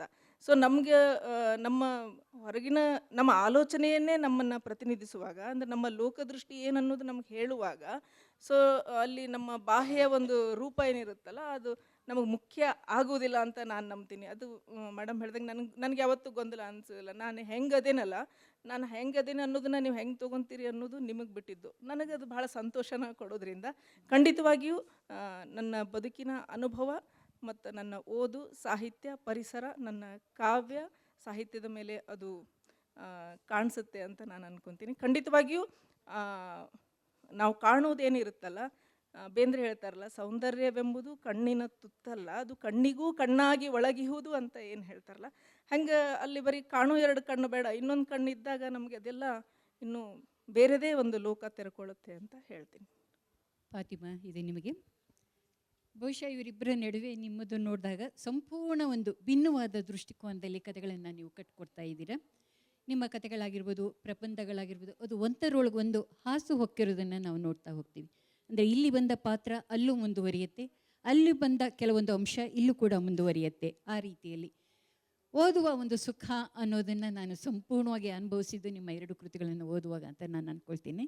ಅಂದರೆ ಮನಸ್ಸು, ಹೃದಯ ಎರಡನ್ನೂ ಅರಳಿಸಿ ಬಿಡುವಂಥ ಒಂದು ತಾಕತ್ತು ನಿಮ್ಮ ಕೃತಿಗಳಿಗೆ ಇದೆ.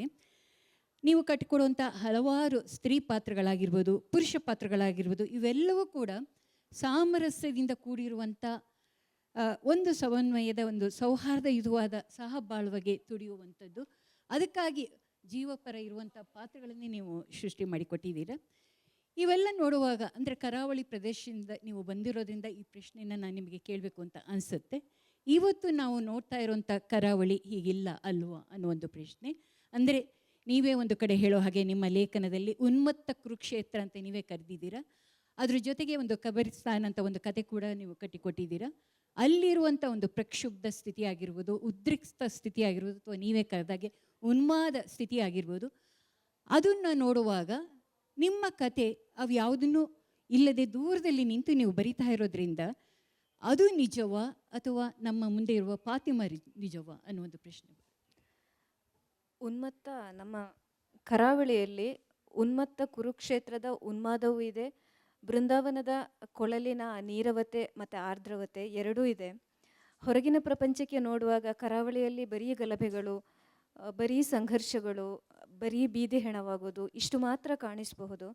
ಆದರೆ ಗ್ರೌಂಡ್ ರಿಯಾಲಿಟಿಯಲ್ಲಿ ಇನ್ನೂ ಕೂಡ ಸೌಹಾರ್ದತೆ ಮತ್ತು ಸಾಮರಸ್ಯ ಉಳ್ಕೊಂಡಿರೋದಕ್ಕೆ ನಾವು ಇಷ್ಟು ಸಹನೆಯಿಂದ ಇಷ್ಟು ಚಂದ ಮಾಡಿ ಬದುಕೋದಕ್ಕೆ ಸಾಧ್ಯ ಆಗ್ತಾ ಇದೆ ಅಂತ ನನಗನ್ನಿಸ್ತದೆ. ನಾನಿರುವ ಊರು, ನಾನು ಹುಟ್ಟಿದ ಊರು ಒಂದು ಪುಟ್ಟ ಹಳ್ಳಿ. ಆ ಪುಟ್ಟ ಹಳ್ಳಿಲಿ ಹಿಂದೂ ಅಂತಾಗಲಿ ಅಥವಾ ಮುಸ್ಲಿಂ ಅಂತಾಗಲಿ ನಾವು ಗೆರೆ ಎಳೆದು ಬದುಕೋದಕ್ಕೆ ಸಾಧ್ಯನೇ ಇಲ್ಲ. ಯಾಕಂದರೆ ಪರಸ್ಪರರ ಮೇಲಿನ ಅವಲಂಬನೆ ಅನಿವಾರ್ಯ ನಮಗೆ. ಆ ಒಂದು ಕಾರಣಕ್ಕಾಗಿ ಮಾತ್ರ ಸೌಹಾರ್ದತೆ ಇರೋದೋ ಅನ್ನೋ ಪ್ರಶ್ನೆ ನಿಮಗೆ ಬಂದರೆ ಇಲ್ಲ ಅಂತಲೇ ನಾನು ಹೇಳಬೇಕಾಗುತ್ತೆ. ಯಾಕಂದರೆ ಅದು ಇಲ್ಲದೆ ಕೂಡ ನಾವು ಬದುಕ್ಬೋದು. ಆದರೆ ಆ ಅನಿವಾರ್ಯತೆ ಏನಿದೆ ಅದು ಸೌಹಾರ್ದಕ್ಕೆ ಅದರದ್ದೇ ಆದ ಕೊಡುಗೆಯನ್ನು ನೀಡಿದೆ. BM ಬಶೀರ್ ಸರು ಒಂದು ಕಡೆ ಹೇಳ್ತಾರೆ, ನೀವು ಸೌಹಾರ್ದತೆಯನ್ನು ಕುಂಡದಲ್ಲಿಟ್ಟು ಬೆಳೆಸೋದಕ್ಕಾಗೋದಿಲ್ಲ, ಅದು ಸಹಜವಾಗಿ ಬರಬೇಕು ಅಂತ. ನಮ್ಮ ಹಳ್ಳೀಲಿ ಯಾವ ಸೌಹಾರ್ದತೆ ಇದೆಯೋ ಅದು ಸಹಜವಾಗಿ ಬೆಳೆದಿರೋದಾಗಿರೋದ್ರಿಂದಾಗಿ ಅಲ್ಲಿ ನಾವು ಅದಕ್ಕೆ ವಿಶೇಷವಾಗಿ ಗೊಬ್ಬರ ಹಾಕೋದಾಗಲಿ, ನಾವಾಗಿ ನೀರು ಹಾಕೋದಾಗಲಿ ಬೇಕಾಗಿಲ್ಲ. ಆದರೆ ಆ ಉನ್ಮತ್ತ ಕುರುಕ್ಷೇತ್ರವು ಮತ್ತು ಬೃಂದಾವನದ ಕೊಳಲನ್ನು ನಾನು ಏನು ಬರೆದಿದ್ದೇನೋ ಅದು ಬರೆದಿರೋದು 2020ರಲ್ಲಿ. ಅದೇ ನಾನು 2022ರಲ್ಲಿ ನನ್ನೂರಿಗೆ ಮನುಷ್ಯರನ್ನು ಹುಟ್ಟಿಸಿ ಕಳಿಸುದೇವ ಅಂತ ಒಂದು ಕವಿತೆನೂ ಬರೆದಿದ್ದೆ. ಸೊ ಅದೂ ನಿಜಾನೇ, ಇದು ನಿಜಾನೇ. ಯಾಕಂದರೆ ನಗರ ಪ್ರದೇಶಕ್ಕೆ ಹೋದ ಕೂಡಲೇ ಆ ಅವಲಂಬನೆ ತಪ್ಪುತ್ತೆ. ನಮ್ಗೇನು ಬೇಕಿದ್ರೂ 2 ನಿಮಿಷದಲ್ಲಿ ಬ್ಲಿಂಕಿಟ್ ಬಂದು ನಮ್ಮ ಮನೆ ಬಾಗಿಲಿಗೆ ತಂದು ಕೊಡುತ್ತೆ, ಜೆಪ್ಟೋ ಬಂದು ಮನೆ ಬಾಗಿಲಿಗೆ ತಂದು ಕೊಡುತ್ತೆ. ನಮಗೂ ಒಬ್ಬರಿಗೆ ಏನಾದರೂ ಎಮರ್ಜೆನ್ಸಿ ಆಯಿತು ಅಂದರೆ ಪಕ್ಕದ ಮನೆಯವರನ್ನು ಕೇಳಬೇಕು ಅಂತಿಲ್ಲ, ನಗರಕ್ಕೆ ಬಂದ ಹಾಗೆ ಆಂಬ್ಯುಲೆನ್ಸಸ್ ಬರುತ್ತೆ. ನಮ್ಗೆ ಏನು ಬೇಕೋ ಅದೆಲ್ಲನೂ ಸಿಗ್ತಾ ಇರುವಾಗ ನಮ್ಮಲ್ಲಿ ಒಂದು ದಾಷ್ಟ್ರ್ಯ ಬೆಳೆಯುತ್ತೆ. ಆ ದಾಷ್ಟ್ರ್ಯದಿಂದಾಗಿ ಸೌಹಾರ್ದತೆ ನಮ್ಮಲ್ಲಿ ಕಳೆದುಕೊಳ್ತಾ ಹೋಗ್ತಾ ಇದೆ ಅಂತ ನನಗನ್ಸುತ್ತೆ. ನಿಮ್ಮ ಎರಡೂ ಸಂಕಲನಗಳನ್ನು ಓದುವಾಗ ಪ್ರಾಯಶಃ ಚಿತ್ತಾಲರು ಹೇಳೋ ಒಂದು ಮಾತು ಕೂಡ ನನಗಿಲ್ಲಿ ನೆನಪಾಗ್ತಾ ಇದೆ. ಅಂದರೆ ಎಲ್ಲ ಧರ್ಮಕ್ಕಿಂತ ಮಾನವ ಧರ್ಮ ದೊಡ್ಡದು ಅಂತ ನೀವು ಎತ್ಕಟ್ಟು ಒಂದು ದೃಷ್ಟಿಕೋನ ಅಲ್ಲಿ ಕಾಣಿಸ್ತಾ ಹೋಗುತ್ತೆ. ಅಂದರೆ ಮನುಷ್ಯ ಹುಟ್ಟುತ್ತಾ ಮನುಷ್ಯನಾಗಿರಲ್ಲ, ಬೆಳೀತಾ ಮನುಷ್ಯನಾಗೋದು ಅನ್ನೋ ಒಂದು ಮಾತಿನ ಚಿತ್ತಾಲರು ಹೇಳ್ತಾರಲ್ಲ, ಅದೇ ಒಂದು ಪ್ರಾಮಾಣಿಕ ಕಳಕಳಿ ಹಾಗೂ ಅಂತಃಕರಣದ ನೇರ ಭಾಷೆಯಲ್ಲಿ ನೀವು ನಿಮ್ಮ ಕಥೆಗಳನ್ನು ಮತ್ತು ಪ್ರಭಾವವನ್ನು ಕಟ್ಟಿಕೊಟ್ಟಿದ್ದೀರಾ. ಆದರೆ ಇವತ್ತಿನ ನಮ್ಮ ಈ ಸಾಮಾಜಿಕ ಬದುಕಿನಲ್ಲಿ ಸಾಮಾನ್ಯವಾಗಿ ಧಾರ್ಮಿಕ ಬಿಕ್ಕಟ್ಟುಗಳಾಗಿರ್ಬೋದು, ವಸ್ತ್ರ ಸಂಹಿತೆ ಆಗಿರ್ಬೋದು, ಅಥವಾ ಆಹಾರ ಸಂಸ್ಕೃತಿಗಳಾಗಿರ್ಬೋದು, ಇವೆಲ್ಲವೂ ಮುನ್ನೆಲೆಗೆ ಬಂದು ಇವತ್ತು ಭಾಳ ದೀರ್ಘವಾಗಿ ಚರ್ಚೆ ಆಗ್ತಾ ಇರುವಂಥ ವಿಷಯ. ಲೇಖಕರು ಅಥವಾ ಲೇಖಕರ ಕೊಟ್ಟಿರುವಂಥ ಸಾಂಸ್ಕೃತಿಕ ಕೊಡುಗೆಗಳ ಏನಾಗಿರ್ಬೋದು ಅವು ಯಾವುದು ಚರ್ಚೆಗೆ ಬರ್ತಾ ಇಲ್ಲ. ಲೇಖಕರ ನಿಲುವು ಮತ್ತು ಹಾಗೂ ಅವರ ವ್ಯಕ್ತಿತ್ವ ಚರ್ಚೆಗೆ ಬರ್ತಾ ಇದೆ. ಈ ಒಂದು ದೃಷ್ಟಿಕೋನದಲ್ಲಿ ನೀವು ನಿಮ್ಮನ್ನು ಯಾವ ರೀತಿಯಲ್ಲಿ ನೀವು ಈ ಸಮಸ್ಯೆಗಳನ್ನು ನಿಭಾಯಿಸ್ಕೊಳ್ಳೋಕ್ಕೆ ಸಾಧ್ಯ ಅಂತ ಹೇಳ್ತೀರಾ? ಲೇಖಕರ ನಿಲುವು ಮತ್ತು ವ್ಯಕ್ತಿತ್ವ ಇದು ಚರ್ಚೆಗೆ ಬಂದರೂ ಆಗಬಹುದು. ಆದರೆ ಅದನ್ನೇ ಯಾರು ಬರೆದಿದ್ದಾರೆ, ಅವರ ಹಿನ್ನೆಲೆ ಏನು, ಅವರ ಧಾರ್ಮಿಕ ನಂಬಿಕೆ ಏನು, ಅವರ ವಸ್ತ್ರ ಯಾವುದು, ಅವರ ಭಾಷೆ ಯಾವುದು, ಇದು ಮುನ್ನೆಲೆಗೆ ಬರ್ತಾ ಇರೋದು ತುಂಬ ಆತಂಕಕಾರಿಯಾಗಿರುವಂತಹ ವಿಚಾರ ಅಂತ ನನಗೆ ಪ್ರಾಮಾಣಿಕವಾಗಿ ಅನಿಸುತ್ತೆ. ಯಾಕಂದರೆ ನಾನು ಬರೆದಿರೋದು ಚರ್ಚೆ ಆಗುವಾಗ ನಾನು ಯಾವ ಭಾಷೆ ಮಾತಾಡ್ತೀನಿ ಮನೆಯಲ್ಲಿ, ನನ್ನ ಮಾತೃಭಾಷೆ ಕನ್ನಡ ಆಗಿಲ್ಲದೆ ಇರೋದ್ರಿಂದಾಗಿ ನಾನು ಯಾವ ಭಾಷೆ ಮಾತಾಡ್ತೀನಿ ಅನ್ನೋದು ಚರ್ಚೆಗೆ ಬರುತ್ತೆ. ನಿಮ್ಮ ಮನೇಲಿ ಬೇರೆ ಮಾತಾಡೋದಿದ್ರು ಎಷ್ಟು ಚಂದ ಕನ್ನಡ ಬರೀತೀರಲ್ವಾ ಅಂತ ಕೇಳುವಾಗ ಅದು ಕುಹುಕನೋ, ವ್ಯಂಗ್ಯನೋ, ಮೆಚ್ಚುಗೆನೋ, ಅಚ್ಚರಿಯೋ ಯಾವುದು ಅಂತಲೇ ನಿರ್ಧಾರ ಮಾಡಬೇಕು ಅಂತ ನನಗೆ ಗೊತ್ತಾಗೋದಿಲ್ಲ. ಇನ್ನೊಂದು ರಾಬಿಯಾಳ ಕೃಷ್ಣ ಅಂತ ಒಂದು ಕತೆ ಬರೆದಿದ್ದೆ. ಇದನ್ನು ಫಾತಿಮಾ ಯಾಕೆ ಬರಿಬೇಕು ಅನ್ನೋದು ಎರಡೂ ಕಡೆಯವರು ಪ್ರಶ್ನೆ ಮಾಡಿದರು. ಒಂದು, ನಿನಗ್ಯಾಕೆ ಅವ್ರ ಕೃಷ್ಣನ ಸುದ್ದಿ ಅನ್ನೋದು ನನ್ನ ಸಮುದಾಯದ ಒಳಗಿಂದ ಬಂದ ಪ್ರಶ್ನೆ. ಫಾತಿಮಾ ಯಾಕೆ ನಮ್ಮ ಕೃಷ್ಣನ ಬಗ್ಗೆ ಬರಿಬೇಕು ಅನ್ನೋದು ಸಮುದಾಯದ ಹೊರಗೆ ನಿಂತು ಮಾತಾಡಿದವರ ಪ್ರಶ್ನೆ. ಸೊ ಇವೆರಡನ್ನು ಸರಿದೂಗಿಸ್ಕೊಂಡು ನನಗೇನು ಅನ್ನಿಸ್ತದೋ ಅದನ್ನು ನಾನು ಬರೆಯೋದಕ್ಕೆ ಪ್ರಯತ್ನ ಪಡೋದು ತುಂಬ ಸವಾಲಿಂದೇ ಆಗಿದೆ. ಆದರೆ ನನಗೆ ಬರೀಬೇಕು ಅಂತ ಅನ್ನಿಸಿದಾಗ ಅದು ನವಿರು ಭಾಷೆಯಲ್ಲೇ ಆಗಲಿ ಅಥವಾ ಇನ್ನೊಂದು ಭಾಷೆಯನ್ನು ಉಪಯೋಗಿಸಿ ಆಗಲಿ ನಾನು ಬರಿತೀನಿ. ಇವೆರಡರ ಸಮನ್ವಯ ತುಂಬ ಕಷ್ಟ. ಕೆಲವೊಂದು ಸಲ ನಾನು ಏನಾದರೂ ಬರೆದಿದ್ರೆ ಅದಕ್ಕೆ ವಿರೋಧ ಬರುತ್ತೆ. ಅದು ನನ್ನೊಬ್ಳನ್ನು ವಿರೋಧಿಸುವುದಲ್ಲ, ನಮ್ಮ ಮನೆಯವರನ್ನ ಎಲ್ಲರೂ ಒಟ್ಟಿಗೆ ಸೇರಿಸಿ ಬೈತಾರೆ. ಇಂಥ ಪರಿಸ್ಥಿತಿಗಳನ್ನು ನಾವು ದಾಟಿ ಬಂದಿರೋದ್ರಿಂದಾಗಿ ಈಗ ನಾನು ಬರೆಯೋದಕ್ಕೆ ಶುರು ಮಾಡಿ ಸುಮಾರು 10 ವರ್ಷ ಆಗಿರೋದ್ರಿಂದಾಗಿ ಎಲ್ಲ ಅನುಭವಗಳು ನನಗೆ ನನ್ನನ್ನು ಮೆಚ್ಯೂರು ಮಾಡ್ತದೆ ಅಂತ ನನಗೆ ನಾನೇ ಸಮಾಧಾನ ಮಾಡಿಕೊಂಡು ಬರೀತಾ ಇದ್ದೀನಿ. ಭಾಗ್ಯಜ್ಯೋತಿ, ಇದು ನಿಮಗೆ 2 ಪ್ರಶ್ನೆನ ಒಟ್ಟಿಗೆ ಕೇಳ್ತಾ ಇದ್ದೀನಿ ನಾನು. ಒಂದು, ನೀವು ಅನೇಕ ಕಡೆ ಕಾವ್ಯಗೋಷ್ಠಿಗಳಿಗೆ ಹೋಗಿ ಭಾಗವಹಿಸ್ಕೊಂಡು ಬರ್ತಾ ಇದ್ದೀರಾ. ಆದರೆ ನಮ್ಮ ಕಾಲದಲ್ಲಿ ಒಂದು ಕಾವ್ಯ ಅನ್ನೋದನ್ನು ನಾವು ಯಾವುದು ಸಾಕ್ಷಿ ಅಂತ ಇರ್ಬೋದು, ಸಂಕ್ರಮಣ ಅಂತ ಆಗಿರ್ಬೋದು, ಅಥವಾ ರುಜುವಾತು, ದೇಶಕಾಲ ಈ ಥರ ಪತ್ರಿಕೆಯಲ್ಲಿ ಬಂದಾಗ ಅದು ನಮ್ಮ ಕಣ್ಣಿಗೆ ಬೀಳ್ತಾ ಇತ್ತು.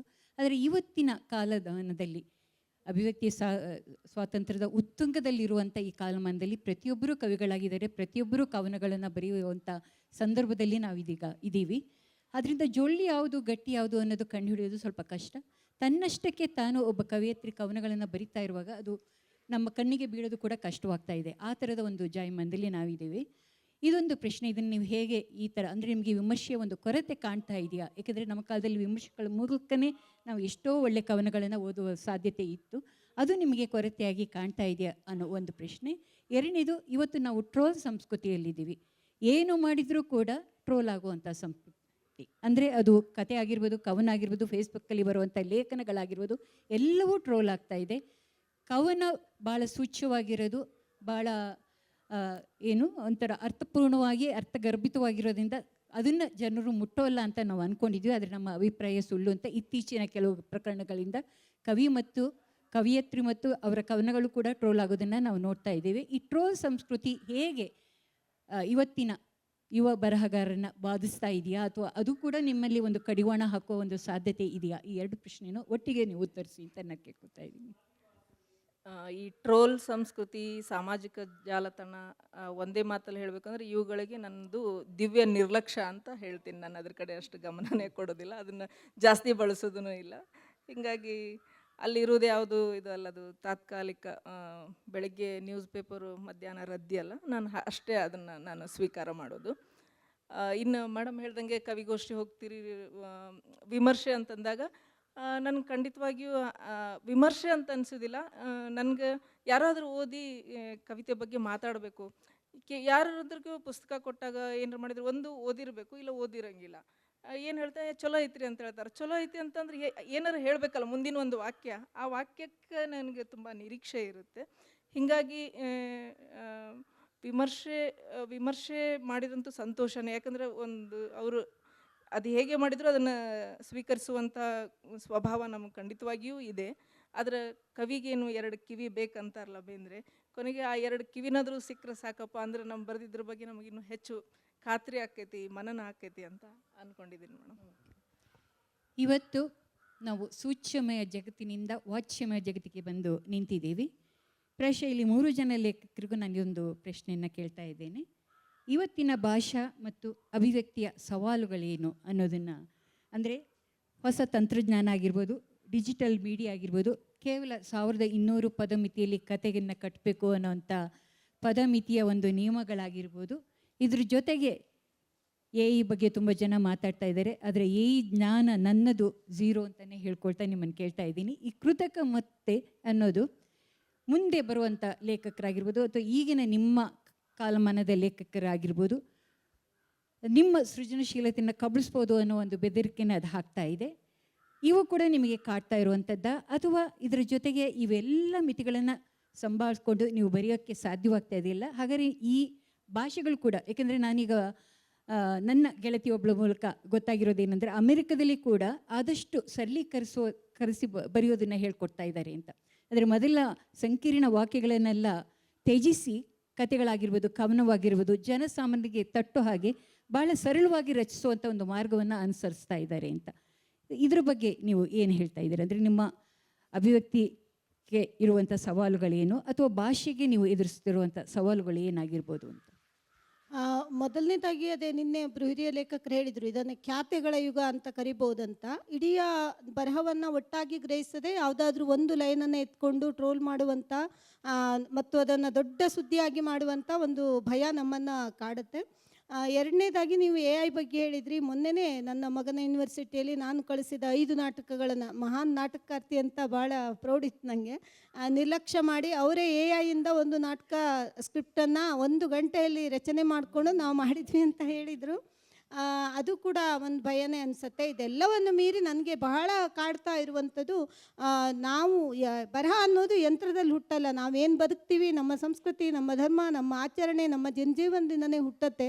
ನೀನು ಅದ್ರ ಕುರಿತು ಬರಿಬೇಡ, ಇದ್ರ ಕುರಿತು ಬರಿಬೇಡ ಅಂತ ಹೇಳೋದು, ಮತ್ತು ಧರ್ಮವನ್ನು ಸಾಮರಸ್ಯದಿಂದ ಬದುಕಲಿಕ್ಕಾಗಿ ನಾವು ಕಟ್ಟಿಕೊಂಡಂಥ ಧರ್ಮವನ್ನು ಅಸ್ತ್ರವಾಗಿ ಮಾಡ್ಕೊಳ್ತಾರಲ್ಲ, ಆ ಅಪಾಯ ಇದು ನಮ್ಮ ಬರವಣಿಗೆಗಿರುವಂಥ ಬಹಳ ದೊಡ್ಡ ತೊಡಕು ಅಂತ ನಾನು ಅಂದ್ಕೊಂಡು. 1 ನಿಮಿಷ ಭಾಗ್ಯಲಕ್ಷ್ಮಿ. ಕವಿತೆಗೆ ಭಾವ ಬೇಕು, ಕತೆಗೆ ಜೀವನ ಬೇಕು. ಈ ಭಾವ ಮತ್ತು ಜೀವನ ಎರಡನ್ನೂ ಯಾವುದೇ ತಂತ್ರಜ್ಞಾನ ಮಾಡೋದಿಲ್ಲ. ಆ ಸೃಜನಶೀಲತೆ ಅನ್ನೋದೇ ತುಂಬ ಮುಖ್ಯ ಅಂತ ನಾನು ನಂಬ್ಕೊಂಡಿದ್ದೀನಿ. ಫಾತಿಮಾ? ನಮ್ಮ ಅನುಭವ ಪ್ರಪಂಚವನ್ನು ಯಾವ ಮಾಹಿತಿ ತಂತ್ರಜ್ಞಾನವಾಗಲಿ, ಯಾವ ಟೆಕ್ನಾಲಜಿ ಆಗಲಿ ಕಟ್ಕೊಡೋದಕ್ಕೆ ಸಾಧ್ಯ ಇಲ್ಲ. ಅದನ್ನು ನಮ್ಮ ಬದುಕು ಮಾತ್ರ ಕಟ್ಕೊಳ್ಳೋದಕ್ಕೆ ಸಾಧ್ಯ. ಹಾಗಾಗಿ ಮಾಹಿತಿ ತಂತ್ರಜ್ಞಾನ ಅಥವಾ AI ಎಷ್ಟೇ ಮುಂದುವರಿದ್ರೂ ಅದು ನಮ್ಮ ಕಥೆಯನ್ನು ಕಟ್ಟಲಿಕ್ಕೆ ಸಾಧ್ಯ ಇಲ್ಲ. ಇದುವರೆಗೂ ಹೊಸ ಬರಹದ 3 ಲೇಖಕಿಯರ ಅವರ ವಿಚಾರಗಳನ್ನು ನಿಮ್ಮೊಂದಿಗೆ ಹಂಚಿಕೊಂಡಿದ್ದಾರೆ. ಏನಾದರೂ ಪ್ರಶ್ನೆ ಇದ್ದರೆ ಕೇಳ್ಬೋದು.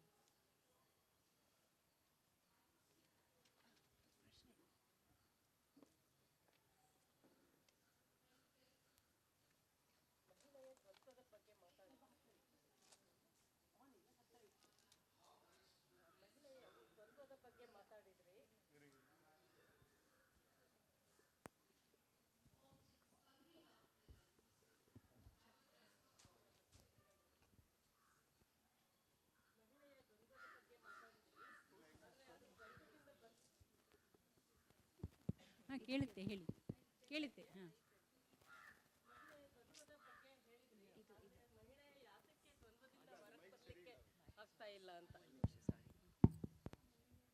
ಹಲೋ, ಸರಿ. ಮಹಿಳೆಯ ದ್ವಂದ್ವದ ಬಗ್ಗೆ ಹೇಳಿದ್ರಿ, ತುಂಬ ಸೂಕ್ತವಾಗಿತ್ತು. ಆದರೆ ಮಹಿಳೆ ದ್ವಂದ್ವದಿಂದ ಹೊರಗೆ ಬರಲಿಕ್ಕೆ ಆಗ್ತಾ ಇಲ್ಲ, ಯಾಕೆ? ಅಲ್ಲಿ ಏನು ಅವಳಿಗೆ ಅಡಚಣೆ ಆಗ್ತಾ ಇದೆ, ಮತ್ತು ಅವಳ ಭಾವಕೋಶ ಎಲ್ಲಿ ಸಿಕ್ಕಾಕ್ಕೊಂಡಿದೆ? ಯಾರಿಗಿದು ಪ್ರಶ್ನೆ? ಮೂರೂ ಜನ ಲೇಖಕಿಯರು ಹೇಳಿದರೆ ಉತ್ತಮ. ನೀವು ಹೇಳಿದ್ರು ಓಕೆ. ಅಷ್ಟು ಟೈಮ್ ಇದೆಯಾ ಗೊತ್ತಿಲ್ಲ. ಓಕೆ, ಇಲ್ಲ, ನಾನು ಆ ಪ್ರಶ್ನೆ ಯಾಕೆ ಕೇಳಿದೆ ಅಂದರೆ, ಇವತ್ತು ಒಂದು ಸ್ಥಿತ್ಯಂತರ ಕಾಲದಲ್ಲಿ ಇದ್ದೇವೆ. ಅಂದರೆ ಮದುವೆ ಸಂಸ್ಥೆ ಆಗಿರ್ಬೋದು, ಅಥವಾ ಈ ಹೊಸ ಕಾರ್ಪೊರೇಟ್ ಜಗತ್ತಿನಲ್ಲಿ ಸಹ ಜೀವನವನ್ನು ನಡೆಸ್ತಾ ಇರ್ಬೋದು. ಗಂಡು ಹೆಣ್ಣು ಮದುವೆಯ ಏನು ಆ ಸಂಸ್ಥೆಯ ಒಳ ಪಡೆದೆಯ, ಅಥವಾ ಲಿವ್ ಇನ್ ರಿಲೇಷನ್ಶಿಪ್ ಆಗಿರ್ಬೋದು. ಈ ರೀತಿಯ ಒಂದು ಸಂಸ್ಕೃತಿ ಕೂಡ ನಾವು ನಗರ ಜೀವನದಲ್ಲಿ ಕಾಣ್ತಾ ಇದ್ದೇವೆ. ಇದನ್ನು ತಪ್ಪು ಅಂತ ಹೇಳ್ತಾ ಇಲ್ಲ, ಈ ಥರದ ಒಂದು ಜೀವನ. ಅದೇ ಇವರ ಕವನ ಅಥವಾ ಕಥೆಗಳಲ್ಲಿ ನೋಡುವಾಗ ಇನ್ನೂ ಕೂಡ ಅದನ್ನು ಬಿಡಿಸಿಕೊಳ್ಳಲಾರದ, ಅಂದರೆ ಮೌಲ್ಯದ ಒಂದು ಪರಂಪರೆ, ನಾವು ಏನನ್ನು ನಾವು ಹಿಂದಿನಿಂದ ಪರಂಪರಾತ್ಮಕವಾಗಿ ಅನುಸರಿಸ್ಕೊಂಡು ಬರ್ತಾ ಇದ್ವಲ್ಲ, ಅದನ್ನು ಬಿಡಿಸ್ಕೊಳ್ಳೋ ಆಗದೆ ಹೊಸ ದೃಷ್ಟಿಕೋನವನ್ನು ಅಳವಡಿಸ್ಕೊಳ್ಳಲಾಗದ ಒಂದು ದ್ವಂದ್ವ ಸ್ಥಿತಿಯಲ್ಲಿ ಮಹಿಳೆ ಇದ್ದಾಳ ಅನ್ನೋ ಒಂದು ಅನುಮಾನ ನನಗೆ ಬಂದಿದ್ದರಿಂದ ಆ ಪ್ರಶ್ನೆಯನ್ನು ನಾನು ಇಬ್ಬರಿಗೆ ಎತ್ತಿದೆ. ಅವರು ಅದಕ್ಕೆ ಏನು ಉತ್ತರ ಅಂತ ಅವರು ಹೇಳ್ತಾರೆ. ಇಟ್ ಟೇಕ್ಸ್ ಟೈಮ್ ಅಂತ ಅಷ್ಟೇ. ಆ ಸ್ಥಿತ್ಯಂತರದ ಕಾಲಘಟ್ಟದಲ್ಲಿ ನಾವು ಇನ್ನೂ ಇದ್ದೇವೆ ಅಂತ ನನಗನ್ನಿಸ್ತದೆ. ಬದಲಾವಣೆ ಖಂಡಿತವಾಗಿ ಆಗತ್ತೆ. ಇವರು ಹೇಳಿದ ಮದುವೆಯ ಸಿಸ್ಟಮಲ್ಲಾಗಲಿ ಅಥವಾ ಯಾವುದರಲ್ಲೇ ಆಗಲಿ ತುಂಬ ದಿನಗಳ ಕಾಲ ಯಾವುದನ್ನು ಬಂಧನದಲ್ಲಿಡಲಿಕ್ಕೆ ಸಾಧ್ಯ ಆಗಲ್ಲ. ಇಟ್ ಟೇಕ್ಸ್ ಟೈಮ್ ಅಂತ ಅನಿಸುತ್ತೆ ನನಗೆ. ಮೇಡಮ್ ಹೇಳ್ದಂಗೆ ಈ ದ್ವಂದ್ವದಲ್ಲಿ ಸಿಲುಕು ಹಾಕ್ಕೊಂಡಿದ್ದೇವೆ, ಹೇಗೆ ಬಿಡಿಸ್ಕೋಬೇಕು ಅಂದರೆ ಅದು ಆಯಾ ಸಂದರ್ಭ ಸನ್ನಿವೇಶ, ಆ ದ್ವಂದ್ವ ಏನು ಅಂತ ಉತ್ತರ ನಾವೇ ಕಂಡುಕೊಳ್ಬೇಕಾಗತ್ತೆ.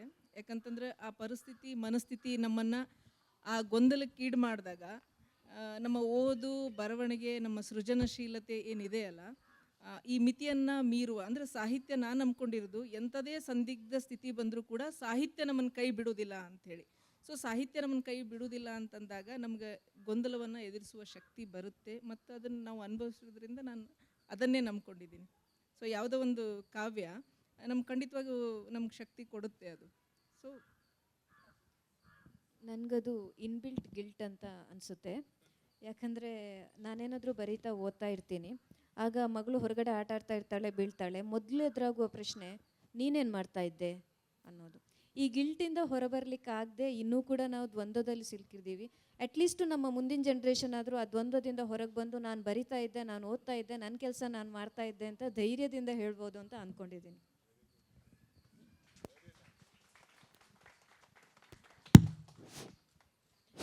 ನಮಸ್ಕಾರ ಮ್ಯಾಮ್. ಸೊ ನನ್ನ ಪ್ರಶ್ನೆ ಫಾತಿಮಾ ಮ್ಯಾಮ್ ಅಗೇನ್ ಎಲ್ಲರೂ ಆನ್ಸರ್ ಮಾಡ್ಬೋದು. ನೀವು ಹೇಳಿದ್ರಿ ಮುಂಚೆ ಇದ್ದಷ್ಟು ಕಷ್ಟ ಏನೂ ಇಲ್ಲ ಈಗ ಹೆಣ್ಮಕ್ಳಿಗೆ ಬಂದು ಹೊರಗೆ ಬಂದು ಸಾಹಿತ್ಯ ಬರೆಯೋದಕ್ಕೆಲ್ಲನೂ. ಅದ್ರ ಜೊತೆಗೆ ನೀವು ಹೇಳಿದ್ರಿ ನೀವು ಹೆಂಗೆ ಟ್ರೋಲ್ಸ್ಗೆ ಅಥವಾ ಈ ಒಂದು ಕ್ರಿಟಿಕ್ಸ್ಗೆ ನೀವು ಅಷ್ಟು ತಲೆ ಕೆಡ್ಸ್ಕೊಳ್ಳೋದಿಲ್ಲ.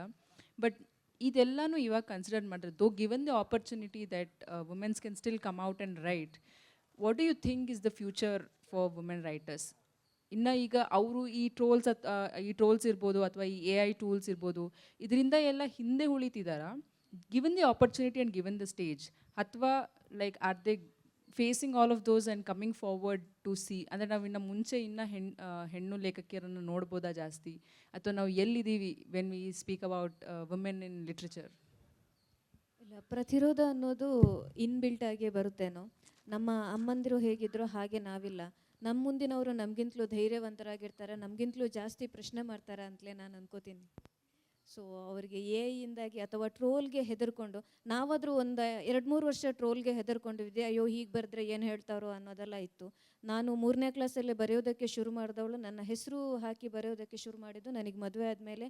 ನನ್ನ ಗಂಡ ನನ್ನ ಹತ್ರ ನಾನಿದ್ದೀನಿ, ಏನಾಗುತ್ತಾ ನೋಡೋಣ, ಯಾರು ಏನು ಬೇಕಾದರೂ ಹೇಳಲಿ ಅಂತ ಹೇಳಿದ್ಮೇಲೆ ನಮ್ಮ ಮುಂದಿನ ಜನ್ರೇಷನ್ಗೆ ಈ ಸ್ಥಿತಿ ಬರೋದಿಲ್ಲ ಅಂತ ನಾನು ಅಂದ್ಕೊಂಡಿದ್ದೀನಿ. ಅಲ್ಲಿದ್ದಾರೆ ಅಬ್ದುಲ್ ಅಜೀಜ್ ಅಂತ. ಅಬ್ದುಲ್ ಅಜೀಜ್ ಅಲ್ಲಿದ್ದಾರೆ. Stand up stand up stand up.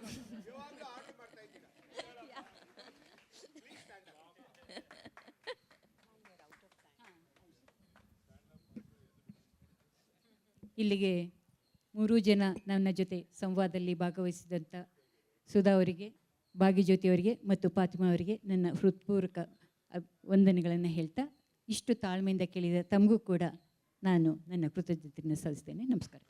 ನಮ್ಮ ಮೂವರ ಪರವಾಗಿ ಮೇಡಮ್ ಅವರಿಗೆ ತುಂಬ ಧನ್ಯವಾದಗಳು. ಅವರು ಎಷ್ಟು ಹೋಮ್ವರ್ಕನ್ನು ಮಾಡಿಕೊಂಡು, ನಮ್ಮ ಎಷ್ಟು ಪುಸ್ತಕಗಳನ್ನು ಓದ್ಕೊಂಡು, ಬಹಳ ಏನು ಇಲ್ಲದೇನು ಜನರಲ್ ಆಗಿ ಮಾತಾಡಿಸ್ಬೋದಿತ್ತು ಅವರು. ಆದರೆ ಅವರು ಎಷ್ಟು ಹೋಮ್ವರ್ಕ್ ಮಾಡ್ಕೊಂಡು ಬಂದಿದ್ದಾರೆ ಅನ್ನೋದೇ ಅವರ ಎದುರು ನಮ್ಮನ್ನು ವಿನೀತರನ್ನಾಗಿ ಮಾಡ್ತಾ ಇದೆ. Thank you madam, thank you.